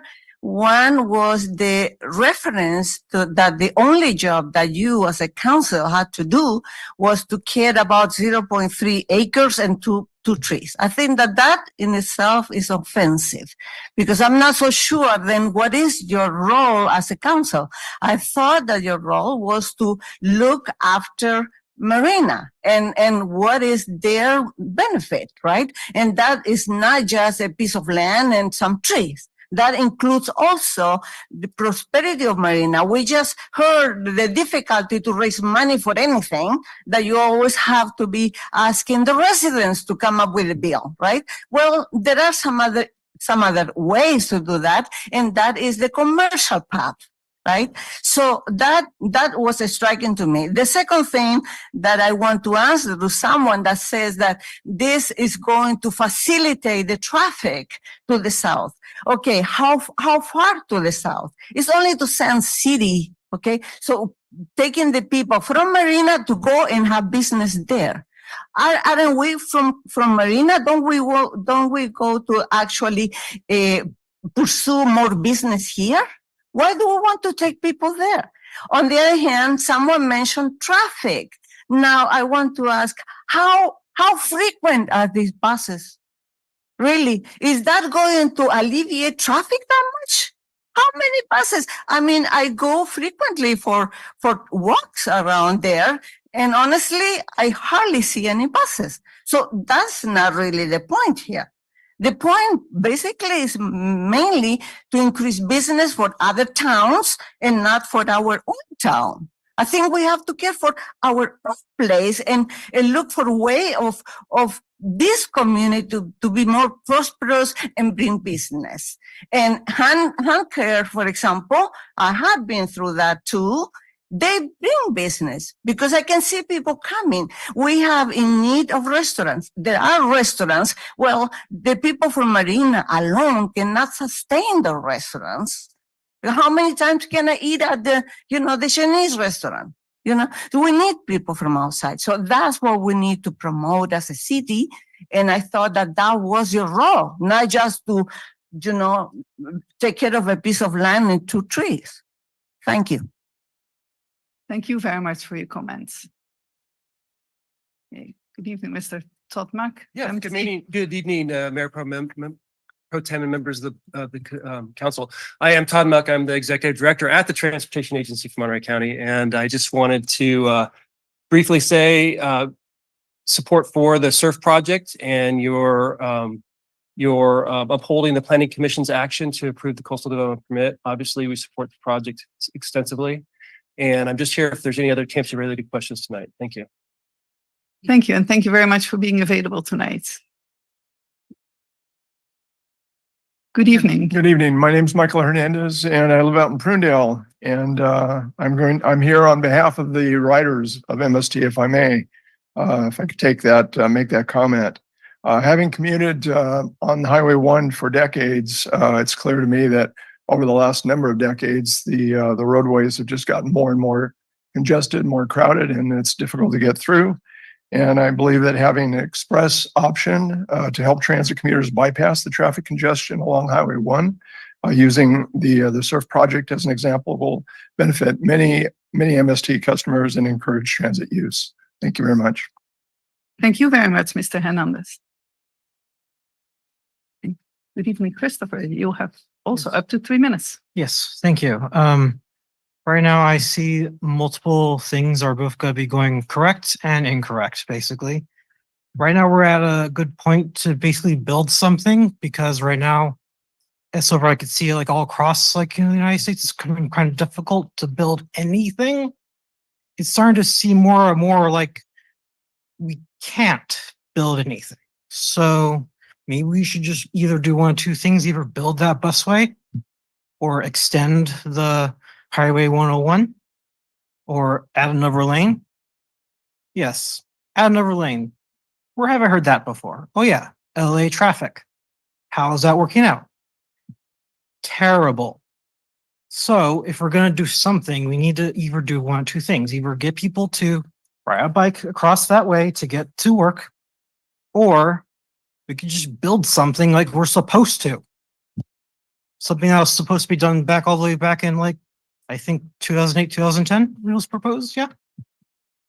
So can we please just figure out either we can build something or we can't build something, please? So if my father was for this project a very long time ago, I'm saying I'm for it.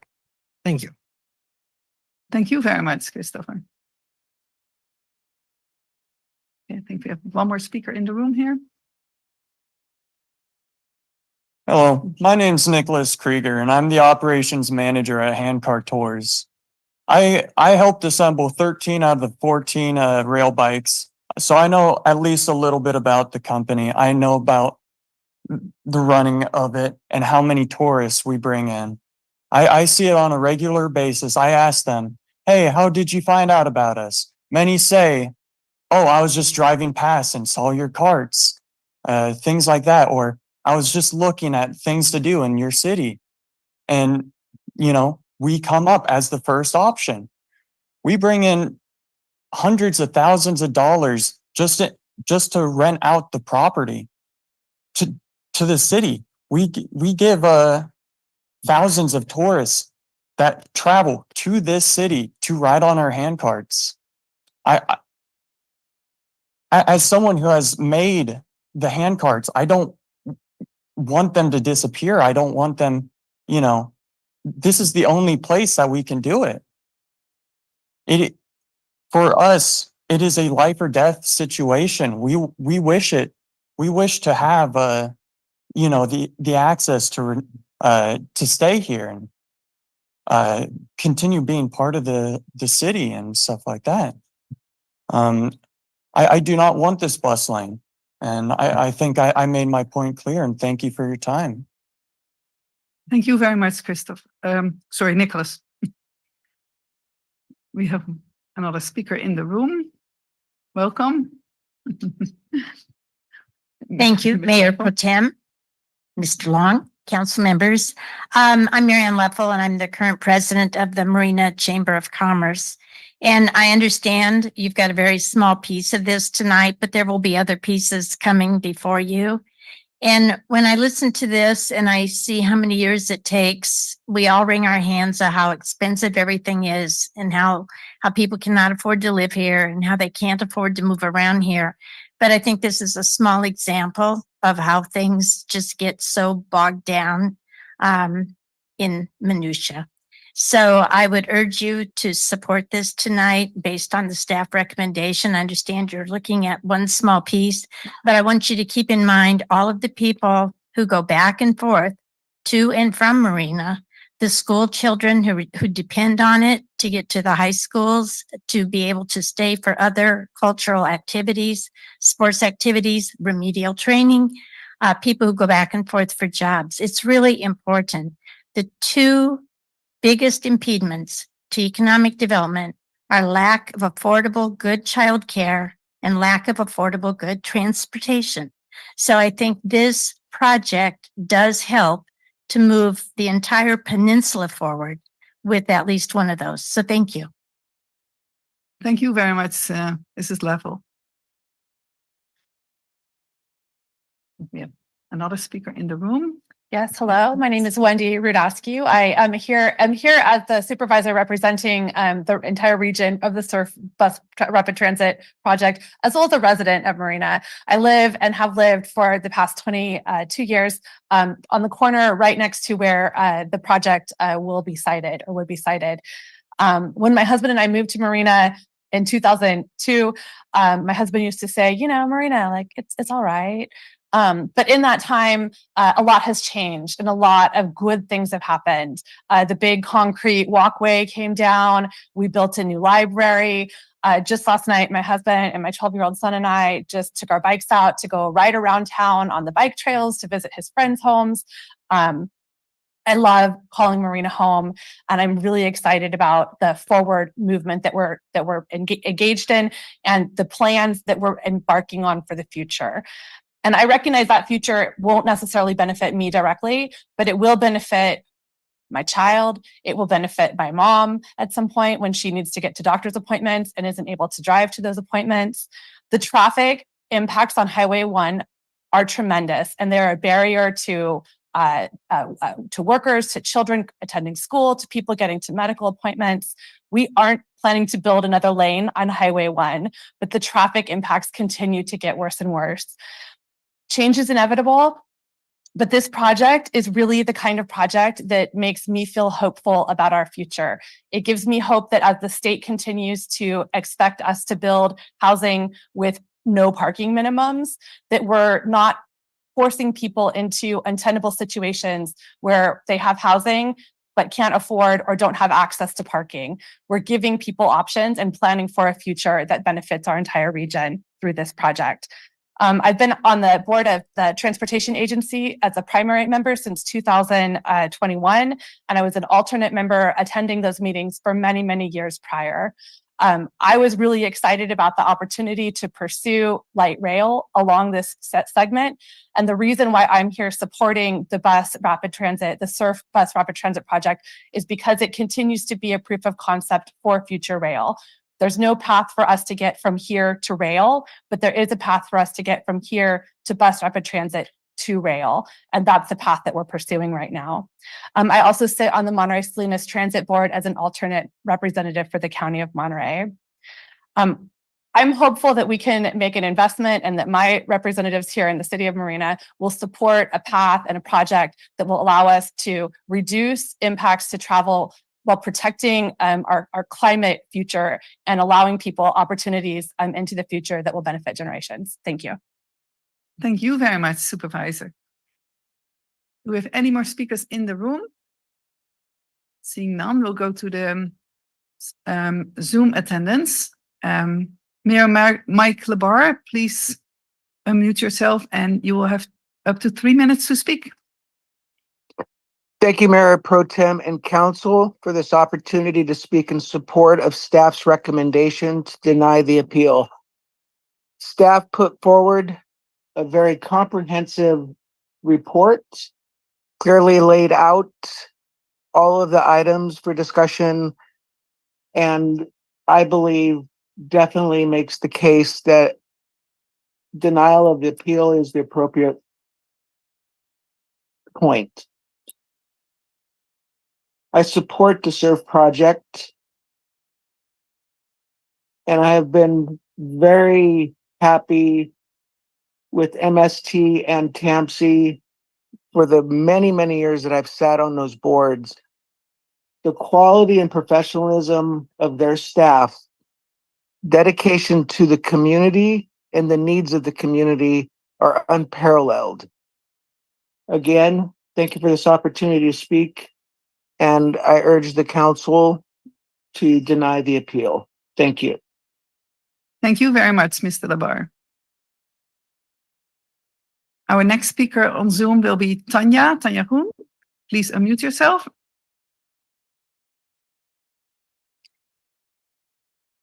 Good evening, Mayor Pro Tem, members of the council, members of the public. My name is Tanya Rose. I'm here representing the Blue Zones Project, Monterey County. We have been a longtime supporter alongside our partners at TAMC and MST. Data points to the fact that public transit users are more active, which of course is leading to healthier communities, which is the work we do here in Monterey County. I think that the staff put forward a very thorough and thoughtful kind of points relating to the appeal. And so I urge you to vote in favor of continuing to move this project forward, and appreciating all the good work that has gone into the creation of this project that will support healthier, more active communities here in the county. Thank you. Thank you very much, Tanya. And my apologies for messing up your last name. It's Tanya Rose. Thank you. Our next speaker on Zoom is Margaret Davis. Please unmute and you'll have up to 3 minutes. Thank you. Recently, Cosmopolitan magazine voted Marina as the #2 underrated destination in the USA, second only to Alaskan wilderness. It's obvious to any impartial observer that Marina has tremendous potential if only we can see it and capitalize it. In 2014, this city voted unanimously to adopt recreation as the primary economic engine of Marina. This project destroys recreation, specifically in this case, an exciting, very unusual, thriving recreational activity that is bringing people to Marina. Historically, Marina has always been the redheaded stepchild of the peninsula. We are too eager to serve as the Monterey Peninsula's corp yard the back lot of Monterey, our role is to remember our place and carry the peninsula's water for them. And they are indignant if we object, whether it's with Cal-Am or this. PG, Carmel, Monterey, Salinas would never allow the potential of their city resources to be paved over. This council wasn't in place when this economic plan was adopted in 2014. It may well be the case that this council currently sitting is not familiar with the facts and figures presented in 2014 to back the council's decision to go with it as the economic engine of Marina's future. Marina needs to review and revive the vision it adopted and begin reaping the hundreds of millions of dollars available to our city by capitalizing on the rail cars, beach, skate park, horseback riding, airport, pickleball, whatever recreation, and we have plenty of it here. We need to take it seriously. We need to focus on that and not let it be eroded by projects that do not serve us, but only serve a nebulous kind of hospitality industry dream. Please support the appeal, support recreation, support the citizens of this city. Thank you. Thank you very much, Margaret. Okay, and we have one more speaker on Zoom, and that is Tommy Balea. Tommy, please unmute yourself, and you'll have up to 3 minutes to speak. Good evening, City Council. Yeah, I mean, this project, I mean, since MST, correct me if I'm wrong, I mean, I think the whole system or the whole bus system is subsidized, because if it wasn't, MST could not operate. I mean, if there's 35,000 people in Marina, then there's 70,000 cars in Marina alone. And not including all the commuters that go from point A to B, such as going from Salinas to Monterey. California is built on being in a car. I mean, California is built that way. You pay for registration, you pay for gas tax. It's just, it's not going to change. People are not going to get off their car and ride this thing that it's going to go so far and then it's going to stop because it has to get back into traffic in Seaside. Now, if it was a light rail system powered by electricity that used the entire rail system from Marina to Santa Cruz, all the way into Monterey, and have a bus depot over there, now that would make sense. Even have a light rail go all the way to Salinas. But even at that, people are still going to get in their car and they're going to drive. They're willing to pay the gas. They're willing to pay the insurance. They're willing to pay the registration. It's just something we can't get out of. You have to go back to Europe.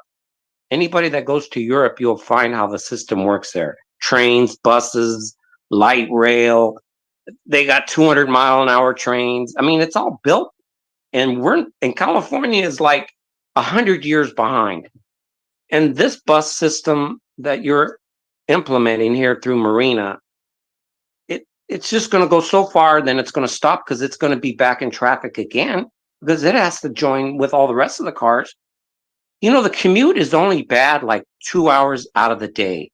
If we can create such a system that everybody can start at a different point in time, then traffic could always be flowing from Marina to Monterey. And the same thing coming back, because everybody would be getting off at the same time. The problem is everybody starts at 7 or everybody starts at 8 o'clock, and it creates a 2-hour backup. If we can just offset that, have every employer get on some database and have employees start at different times, traffic can move much more easier and less air pollution. But we're just not, we got AI, artificial intelligence can figure all that out. You could take license plate readers. This person's supposed to get on the road at exactly 8:30. He's got to be on the road at 8:30 to make it all work. He's not, he's going to get a ticket or he'll get a warning. The system can work. It's all there. It's just the roads are only backed up at a certain time of the day. It's not. Thank you very much. Tommy, sorry, you're out of time, but thank you for your comments. Okay, I don't see any more hands raised on Zoom. So we'll close public comments. Council, please let me know if you would like to ask any. Doesn't need to be just clarifying questions. Let Councilmember Biala. Please. Okay, thank you very much. And very interested in all of the comments out there and appreciate everyone being here to express your opinions. I wanted to resume what I was initially starting to talk about. And let me just say that on the handrail cars, we appreciate the kind of business and the stimulation of our economy for the handrails. I don't believe that this issue here before us has anything at all to do with the hand car situation. So I just want to make that very clear. It's in my mind very separate and not relevant. Although we appreciate, the impact on our economy and our community. I also want to make sure that I clarify that this is not also about me, whether I support the MST project or not. I think that the council has in the past supported the original concept design for the MST surf project. I believe that. So I remember hearing and we made a decision, but maybe I don't know, maybe the city manager can clarify exactly what we had determined at that meeting. So it is not at this point, my concerns are not based on what I feel or the council feels maybe about whether we're for or against the MST surf.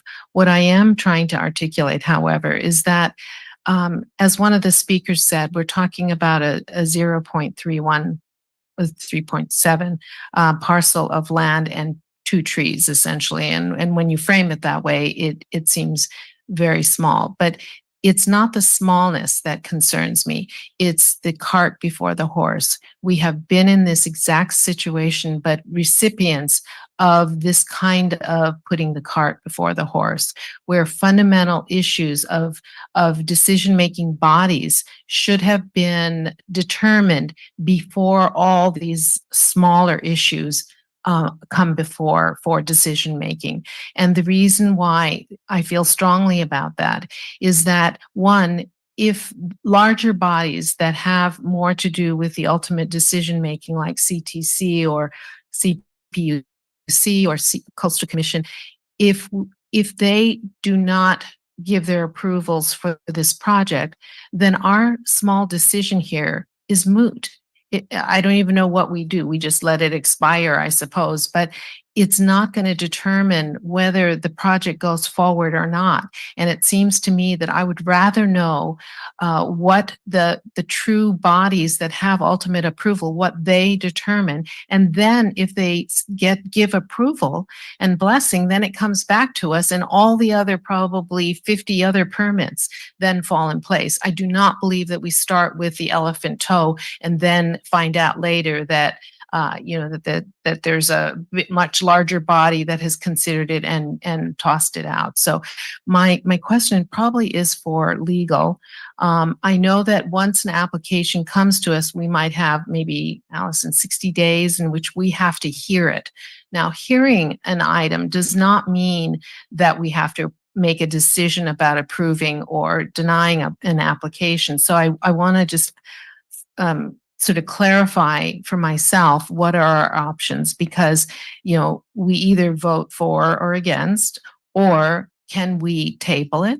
Can we say that we give approval based on conditions that say the larger bodies, the CTC and the CPUC, have approvals, and also the Coastal Commission, and then our approval kicks in? I'm not really sure, or we have individual abstention rights. So I'd like to ask our legal counsel about that, because it doesn't make sense to me. It's not about the issue, it's about the process by which we're being asked to determine a minuscule portion of a larger body. Thank you. Yes, thank you, council member. So the ordinance does provide that appeals need to be decided within 60 days. So city council's decision must occur within 60 days. Now in terms of some of the other options, one thing that, could be an option, would be to, talk about these ramifications of, some of the other issues you raised, but in closed session. And that would require for this hearing or this appeal hearing, appeal hearing to be continued to the next council meeting. That would still be within the 60 days. And at that time, we could discuss what some of the ramifications of some of the issues you've raised. Okay, just as my clarification, if we're obliged to make a decision, is an approval with conditions considered, a decision legally? So again, that is a question that I would address okay. in closed session and discuss the ramifications of if council were to proceed down that. I see. Thank you so much. You don't have any more questions, go. Thank you. Councilmember McAdams. Thank you, Mayor Pro Tem. And I really appreciate Councilmember Biela's comments. I think they're very thoughtful and very insightful. So, with regards to having a closed session to discuss potential conditions on approval, would that need to be, would we call a special meeting? I mean, obviously, we're in the 60-day time period. Actually, I'm sorry, maybe we're a little further out than the 60-day. No, the next council meeting would be within the 60 days. Okay. Okay, so I would be supportive of that, to have that conversation and to, understand, just to have clarity as far as, yes, like we're a piece of this puzzle. And yes, there are also bigger entities and other jurisdictions that are, that there are similar CDPs and applications, et cetera. So I definitely would be supportive of going down that path. Thank you. Councilmember McCarthy. So first, I just want to acknowledge Carl, Lisa, and Todd as incredible leaders in our transportation space. My mic's not on.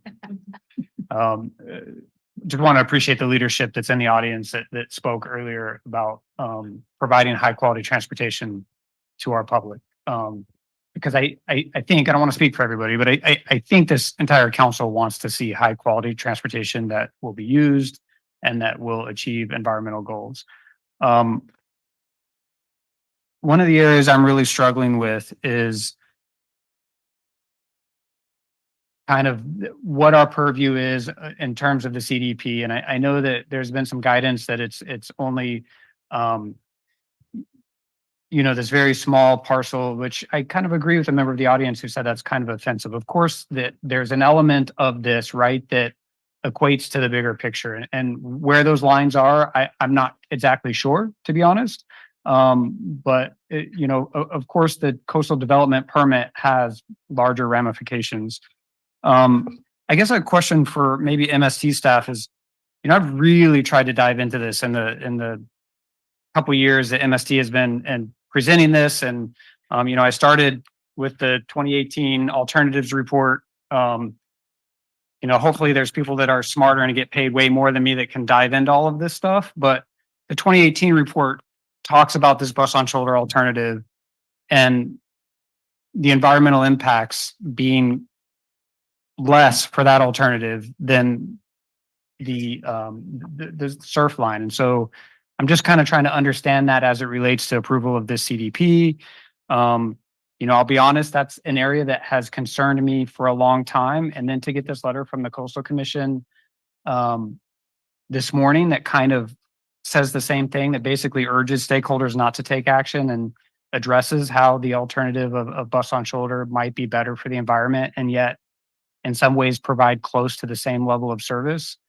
I don't know, Mayor Pro Tem, if it'd be appropriate to go back out to MST if they want to speak to that, or Yes, that will be good if Ms. Weinheimer can answer the question. Sure. So you're referring to a bus on shoulder study and study of Monterey branch line that we did that was dated June 2018. And we hired a consultant to conduct a feasibility study with our partners at Santa Cruz Metro. They're actually doing some version of bus on shoulder on their project on Highway 1. And the conclusions that we had in our area was that we get, as a transit agency, an operational efficiency using the branch line rather than using bus on shoulder. And the reason why we came to that conclusion was that with bus on shoulder, although it seems like a really good idea in concept, we don't get the efficiency that we need. We don't get the travel time reliability that we need to be able to deliver our passengers to their places on time every time. So the nuance there is that buses on shoulders don't allow us to go any faster than 10 miles an hour over the prevailing speed limit. There would also be additional areas where we would have to deal with bridges and structures and widen the shoulder area to be able to accommodate buses. That report, as I recall, indicated 6 to 10 feet. Some areas had 12 feet of shoulder space. All of our buses currently are 10 feet plus 6 inches, so we wouldn't have the space, so we'd have to do widening. The other thing I would say is that that was a preliminary concept. It was a feasibility study.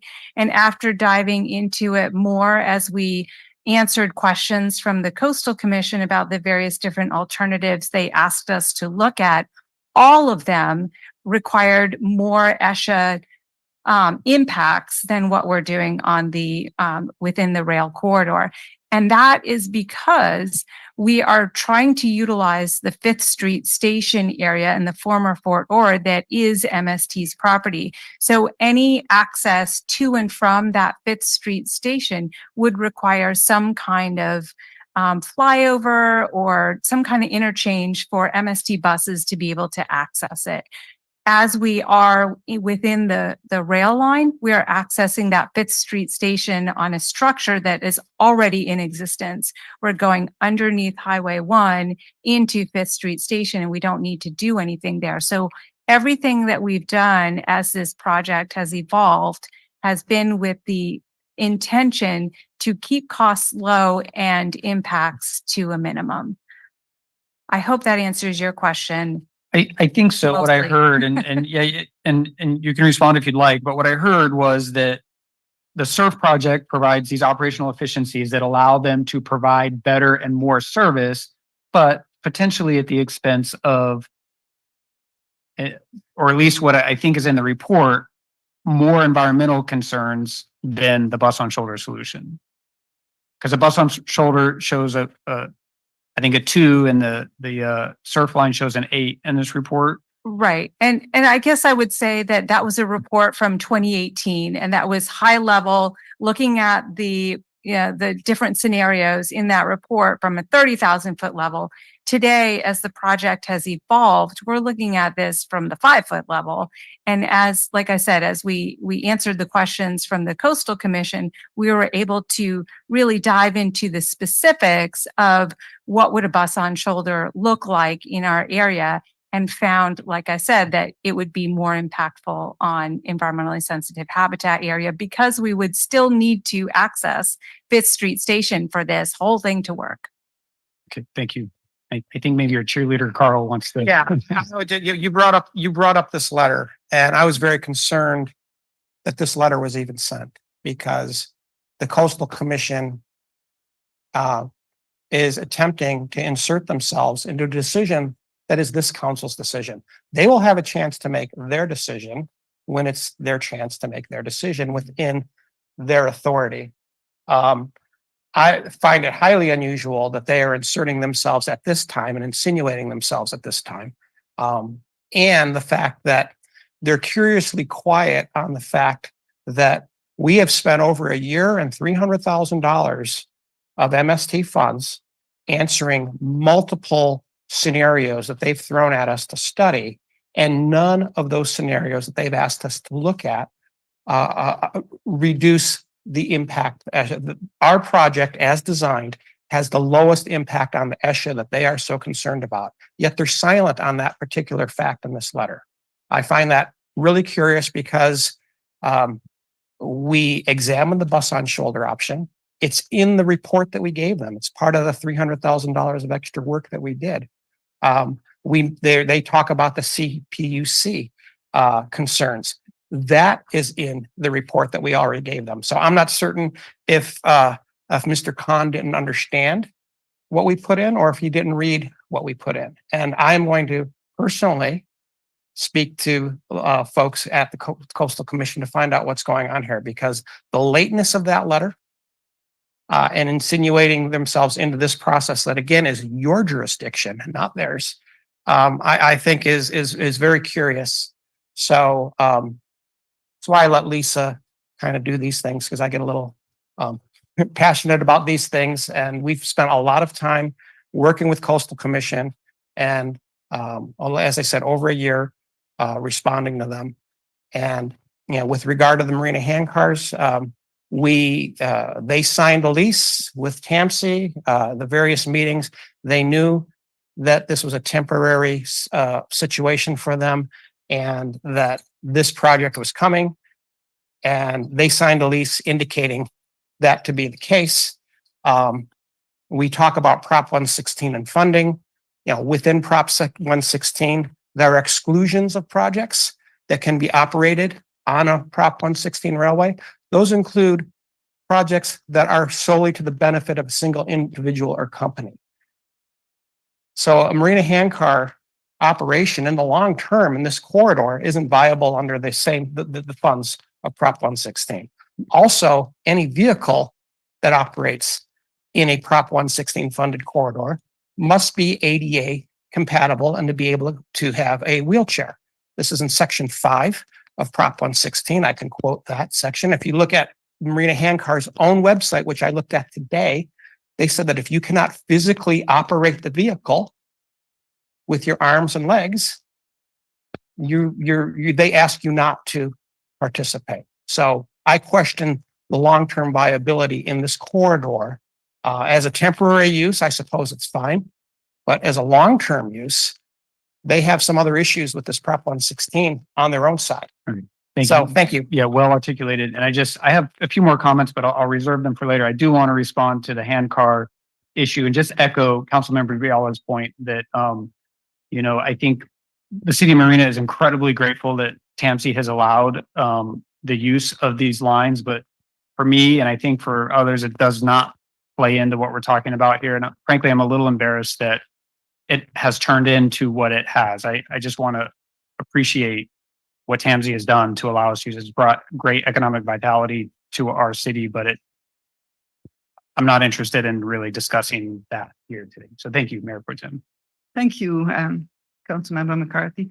And before I give the word to the next council member, I also would like to acknowledge the handcars and what they do for our city and how many people enjoy it. But on the other side, I know they signed an agreement, and for me, agreements are what they are. You know what's coming up, so you plan for that. So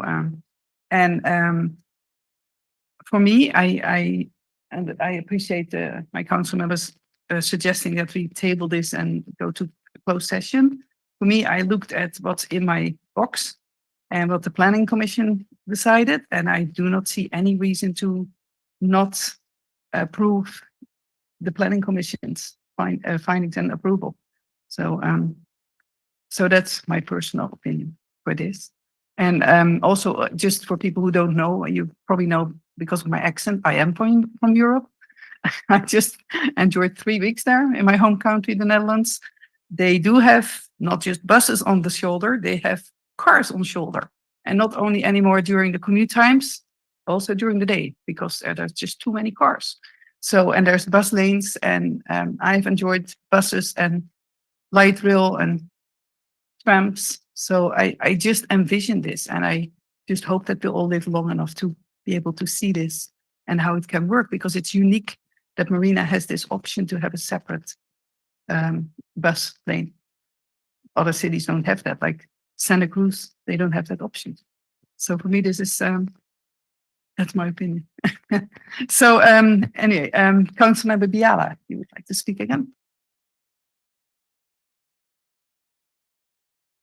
Thank you, Madam Chair.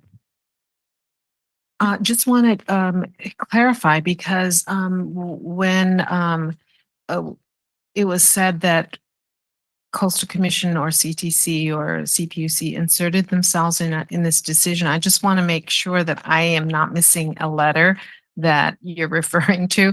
What the letter that I have is from the Coastal Commission to CTC and CPUC, talking about their respective authorities and opinions about this MST SURF project. But I don't believe, unless I'm missing something, that there was nothing written to us.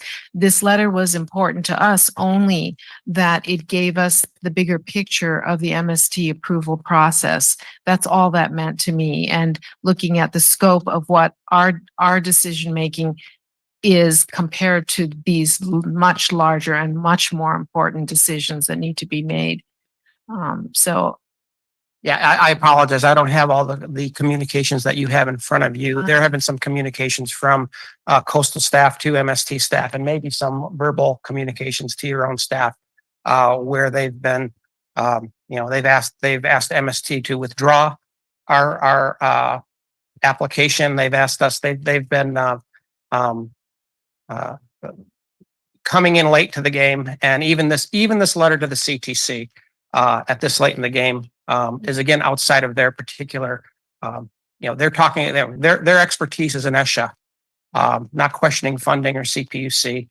You have TAMC and MST and any number of experts here and our legal counsels who do that. And so I wasn't aware of what particular letter you were speaking to, but Coastal has had a number of communications with MST, with CTC, with CPUC. So I wasn't certain what the letter was that you were speaking of. I thought it was maybe one of these communications. So I took that opportunity to speak to it.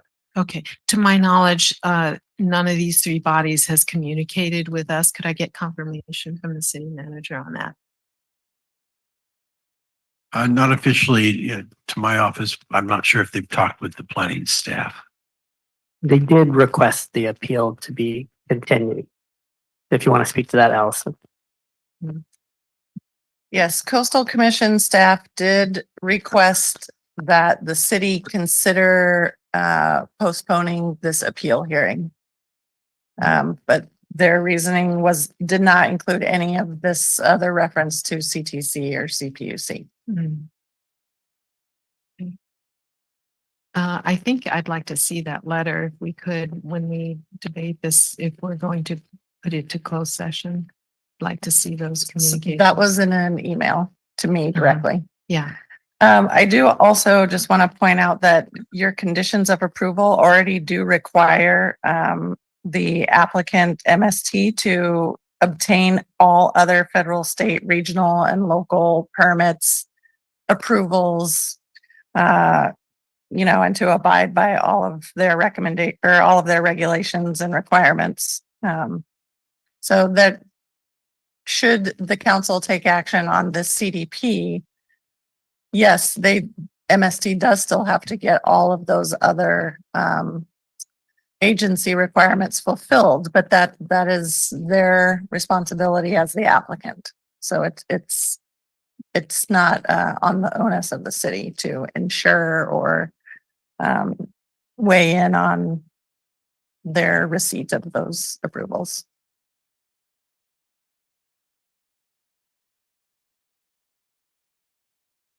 Thank you. Councilmember Biala, do you have any more questions? No? Councilmember McAdams? Thank you, Mayor Pro Tem.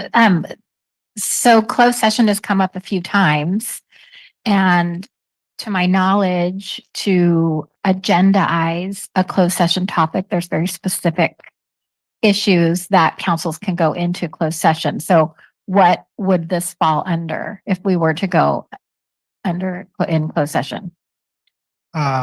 So I think it would be anticipated litigation.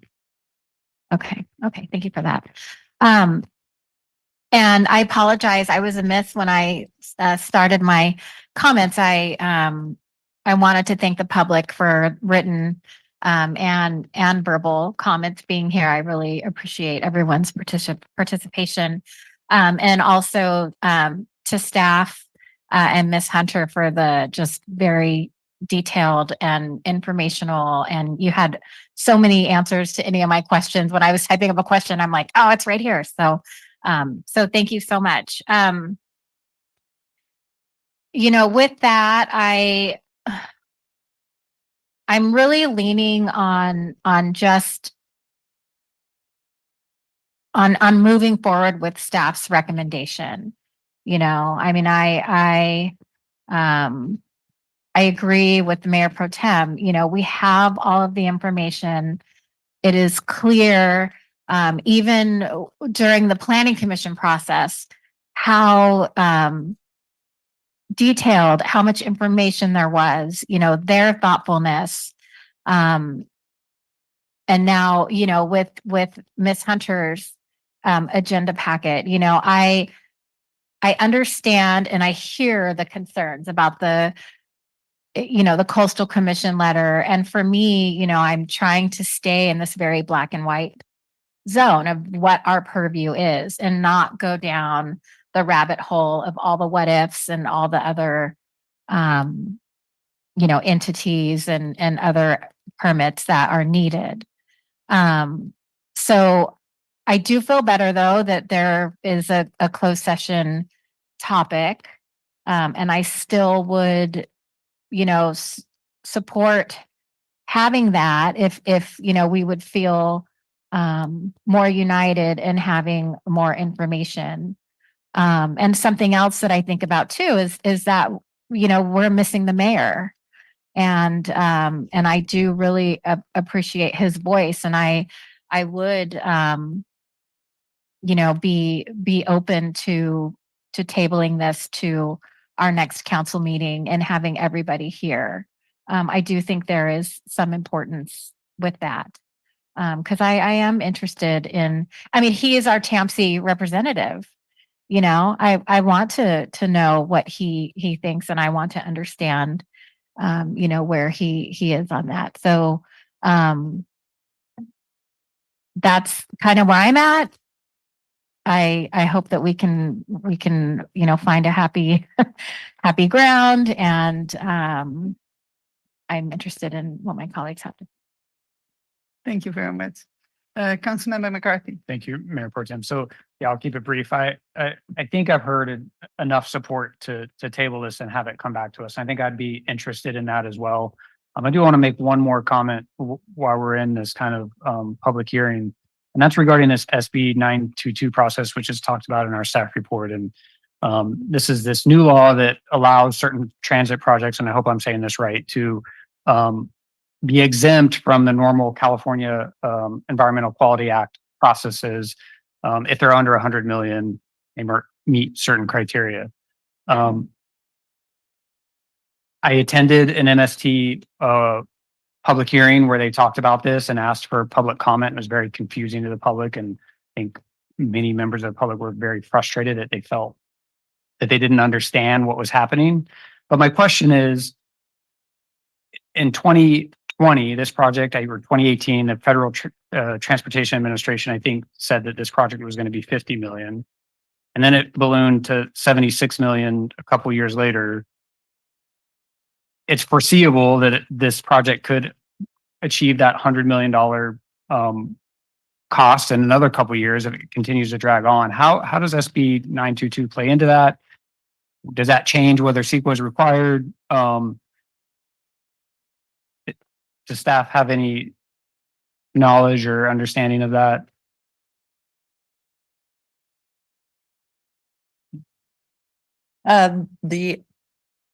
I would rely on MST as the main lead agency under CEQA to explain how they came about using that exemption and their process. For the city's decision or action on the exemption, on the appeal.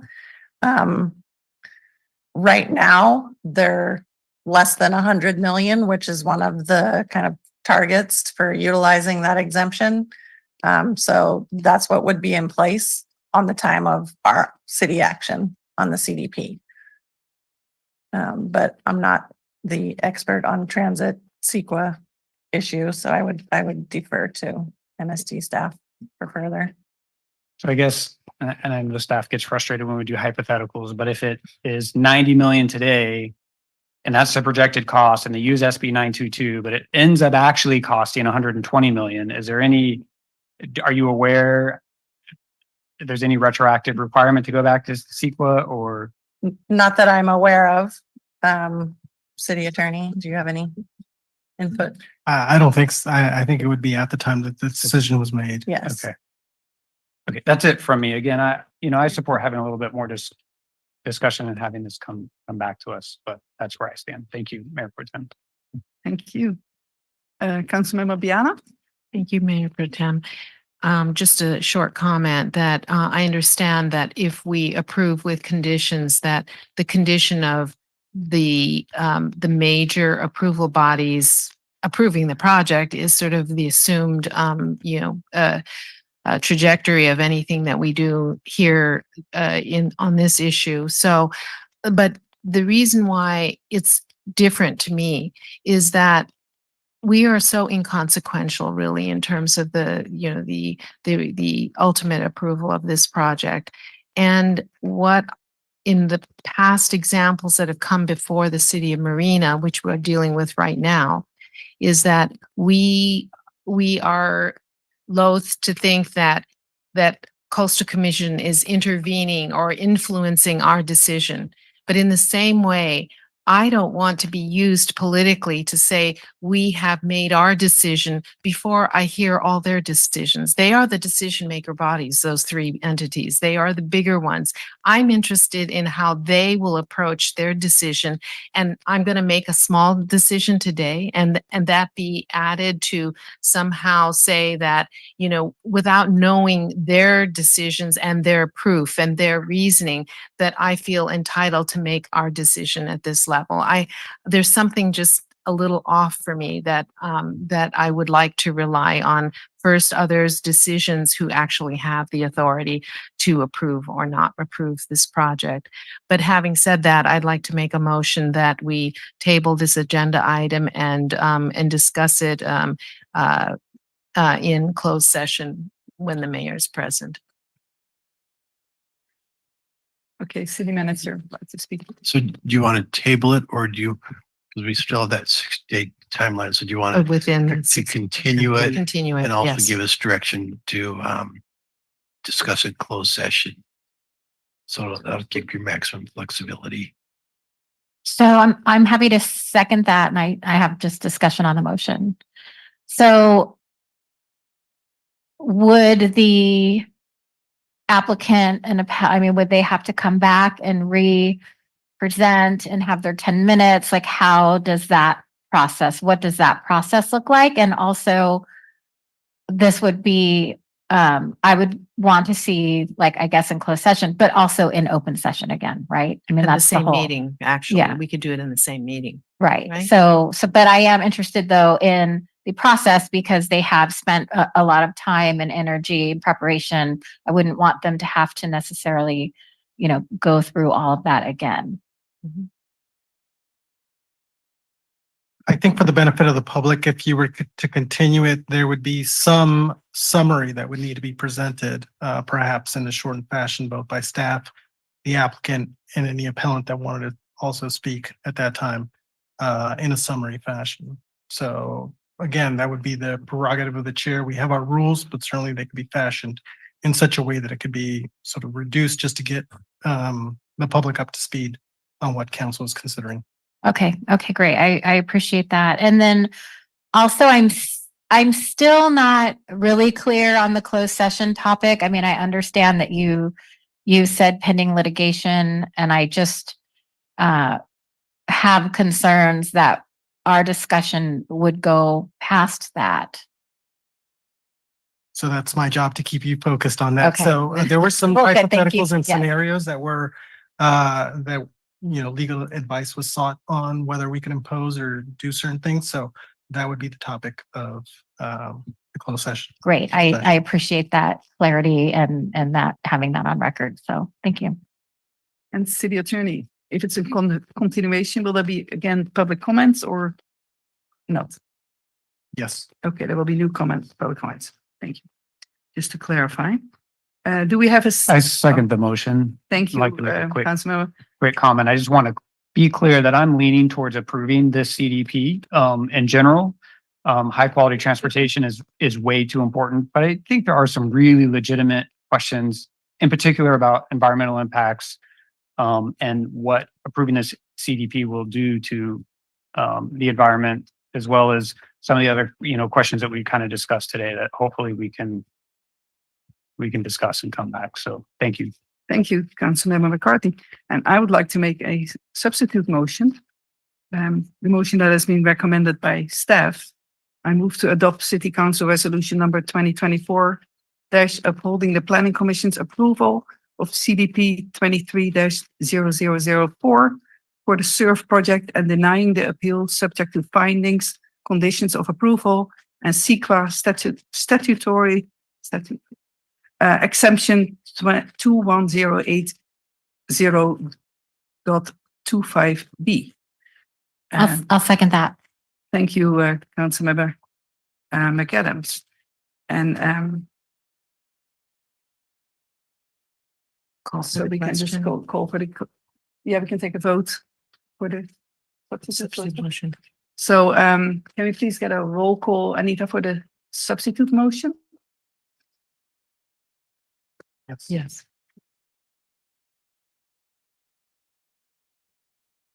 Councilmember McCarthy, No. Councilmember McAdams, Aye. Councilmember Biala, No. Mayor Pro Tem Vischer. Yes. And city attorney, what happens? Motion fails. Okay, No. that's okay. Thank you. And can we please get a roll call for the motion? Councilmember McCarthy, Always first. Yes. Councilmember McAdams, Aye. Councilmember Biala, Yes. Mayor Pro Tem Vischer. I'll be unanimous and yes. So thank you. I am at the end, but I do agree that it will be good to hear our mayor as well. And I know it will be appealed, whatever we decide. So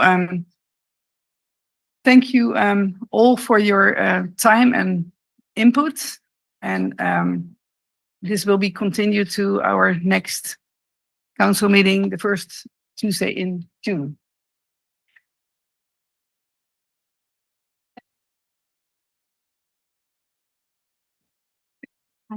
No, the second, the main one was me. was Brian.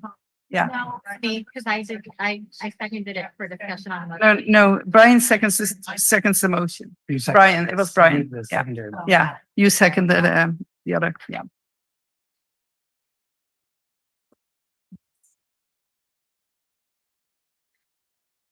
Okay.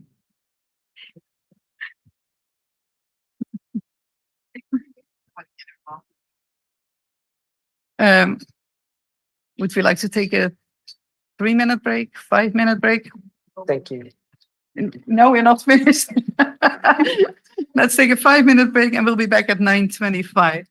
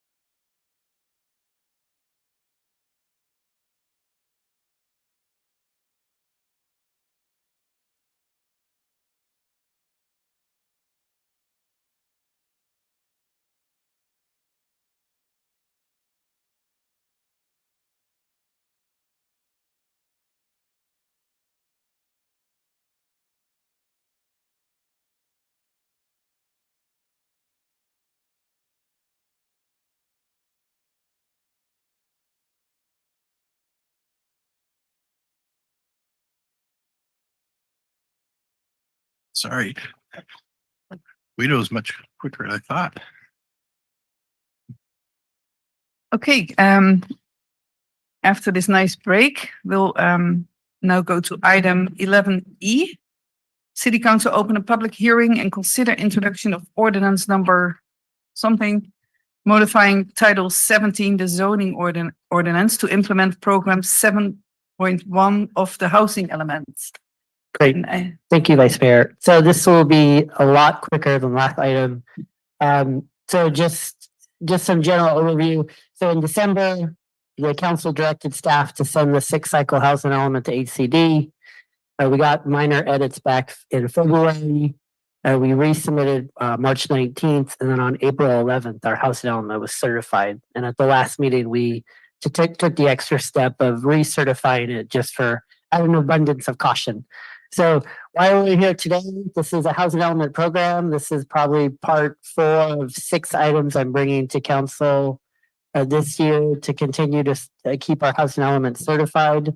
What is a housing element program? It is a specific action step that the city agreed to when it got its housing element certified to reduce barriers to housing, to ensure its regulatory scheme allows housing in multiple zoning districts, and identifies ways to reduce barriers to build more housing and to streamline development of housing. This topic is not esoteric. There is a housing element accountability and enforcement unit at the state. I won't go into detail, but there were a couple recent decisions by some courts about what happens if a city does not keep its housing element certified and does not keep its zoning code up to date. The city of Anaheim did not update its code appropriately, and they lost the lawsuit because of this stuff. So this is not a theoretical exercise. There are some real world implications for this. In a nutshell, tonight is really just about amending the zoning code once again to expand the definition of emergency shelter, allow transitional housing in multiple zoning districts, to make it more clear about the pathway to approve residential care facilities, and to reduce some of the subjective findings for our reasonable accommodations ordinance. And there's more bullet points, but that's just basically the gist of it is a continual updating the code to allow various types of housing units in multiple zoning districts and to reduce the subjectivity while we're approving those projects. So the motion here is written on paper, and I'm here to answer any questions. Thank you very much, Guido. We'll first take it to public comments. Anybody in the room here who would like to speak? Seeing none. Anybody on Zoom? Please raise your hand if you'd like to speak. Seeing none on Zoom, we'll close public comments. Council, please let me know if you would like to ask questions or have comments. Councilmember McAdams. Thank you, Mayor Pro Tem. And I wanted to thank staff. You all have just been really fantastic with being proactive and making sure, especially throughout the housing element process, which is just daunting, right? I mean, it's just it's such a load on our minimal staff. But still you come to us with improvements and, making sure that our municipal code is up to date and in line with HCD and our housing element. So I just, of course, I'm going to support this and thank you so much. Thank you. Thank you. Councilmember McCarthy. Thank you. Just want to echo those comments with the kind of different take also that it is so frustrating that the state puts these requirements on us as unfunded mandates and takes our extremely limited staff away from other things that they could be doing. I know that's kind of doesn't go anywhere, but I think it's worth saying. And of course, I'm going to support it as well. Thank you, staff, for doing what you do. Thank you. Councilmember Biala. Ditto, because the amount of small changes that you have regularly presented to us, somebody is looking at your newsletters or information from the state and the feds constantly. So I think that deserves a very big award. So thank you. And I'd like to make the motion that that we approve an ordinance amending the zoning code title 17 to implement program 7.1 of the housing element. And I don't know if that I have to say about the exemption, do I? Yes. I do, okay. Yeah, the proposed project is exempt from the CEQA under section 15061B3, as the adoption of the ordinance will have no reasonable possibility that the project will have a significant effect on the environment. I'll second that. Thank you both. Anita, can we please get a roll call? Councilmember McAdams, Aye. Councilmember McCarthy, Yes. Councilmember Biella, Yes. Mayor Pro Tem Yes. Fisher. Yes, thank you. That motion passes unanimously. And thank you again to staff and have a safe trip home. Good night. You. That takes us to our final, oh, not final, almost final agenda item. Oh, here it is. Here. Our final action item. This is about amending the rate adjustment calculation of the franchise agreement with Green Waste Recovery. And our city manager will speak about this. Thank you. Thank you, Mayor Pro Tem. I'll try to keep this quick here. So about 15 or back in 2014, I guess, the city entered into a 15-year franchise agreement with Green Waste Recovery, and Green Waste Recovery provides all of our solid waste recycling and organic collection services in the city. And that franchise agreement with them, it requires annual adjustments of the rates. And there's a couple of methods you can use. One is a cost-based adjustment that's very expensive. We did that adjustment back in 2019, and we got another someone else in our group to support that, and that cost rate actually brought our city rates down significantly, or at least our proportionate share of the cost, and actually shift them back to other cities. But the other method that is used is the multi-rate index, and that is what is typically used every year. And so it's based on a formula. It's required in our contract with them. It's an annual increase. And so they use this multi-factor, and based on that computation, again, the increases there on fuel cost, labor cost, disposal cost, tipping fees. It's all calculated in there. And when they ran their calculation, it came out to a 5.56% annual rate increase. And that's really our largest rate increase in the past couple of years. And it's been that way because we had that huge surplus from the cost rate, and the council applied that to really rate increases last few years. And so instead of being higher, they're quite a bit lower. But that surplus is now gone.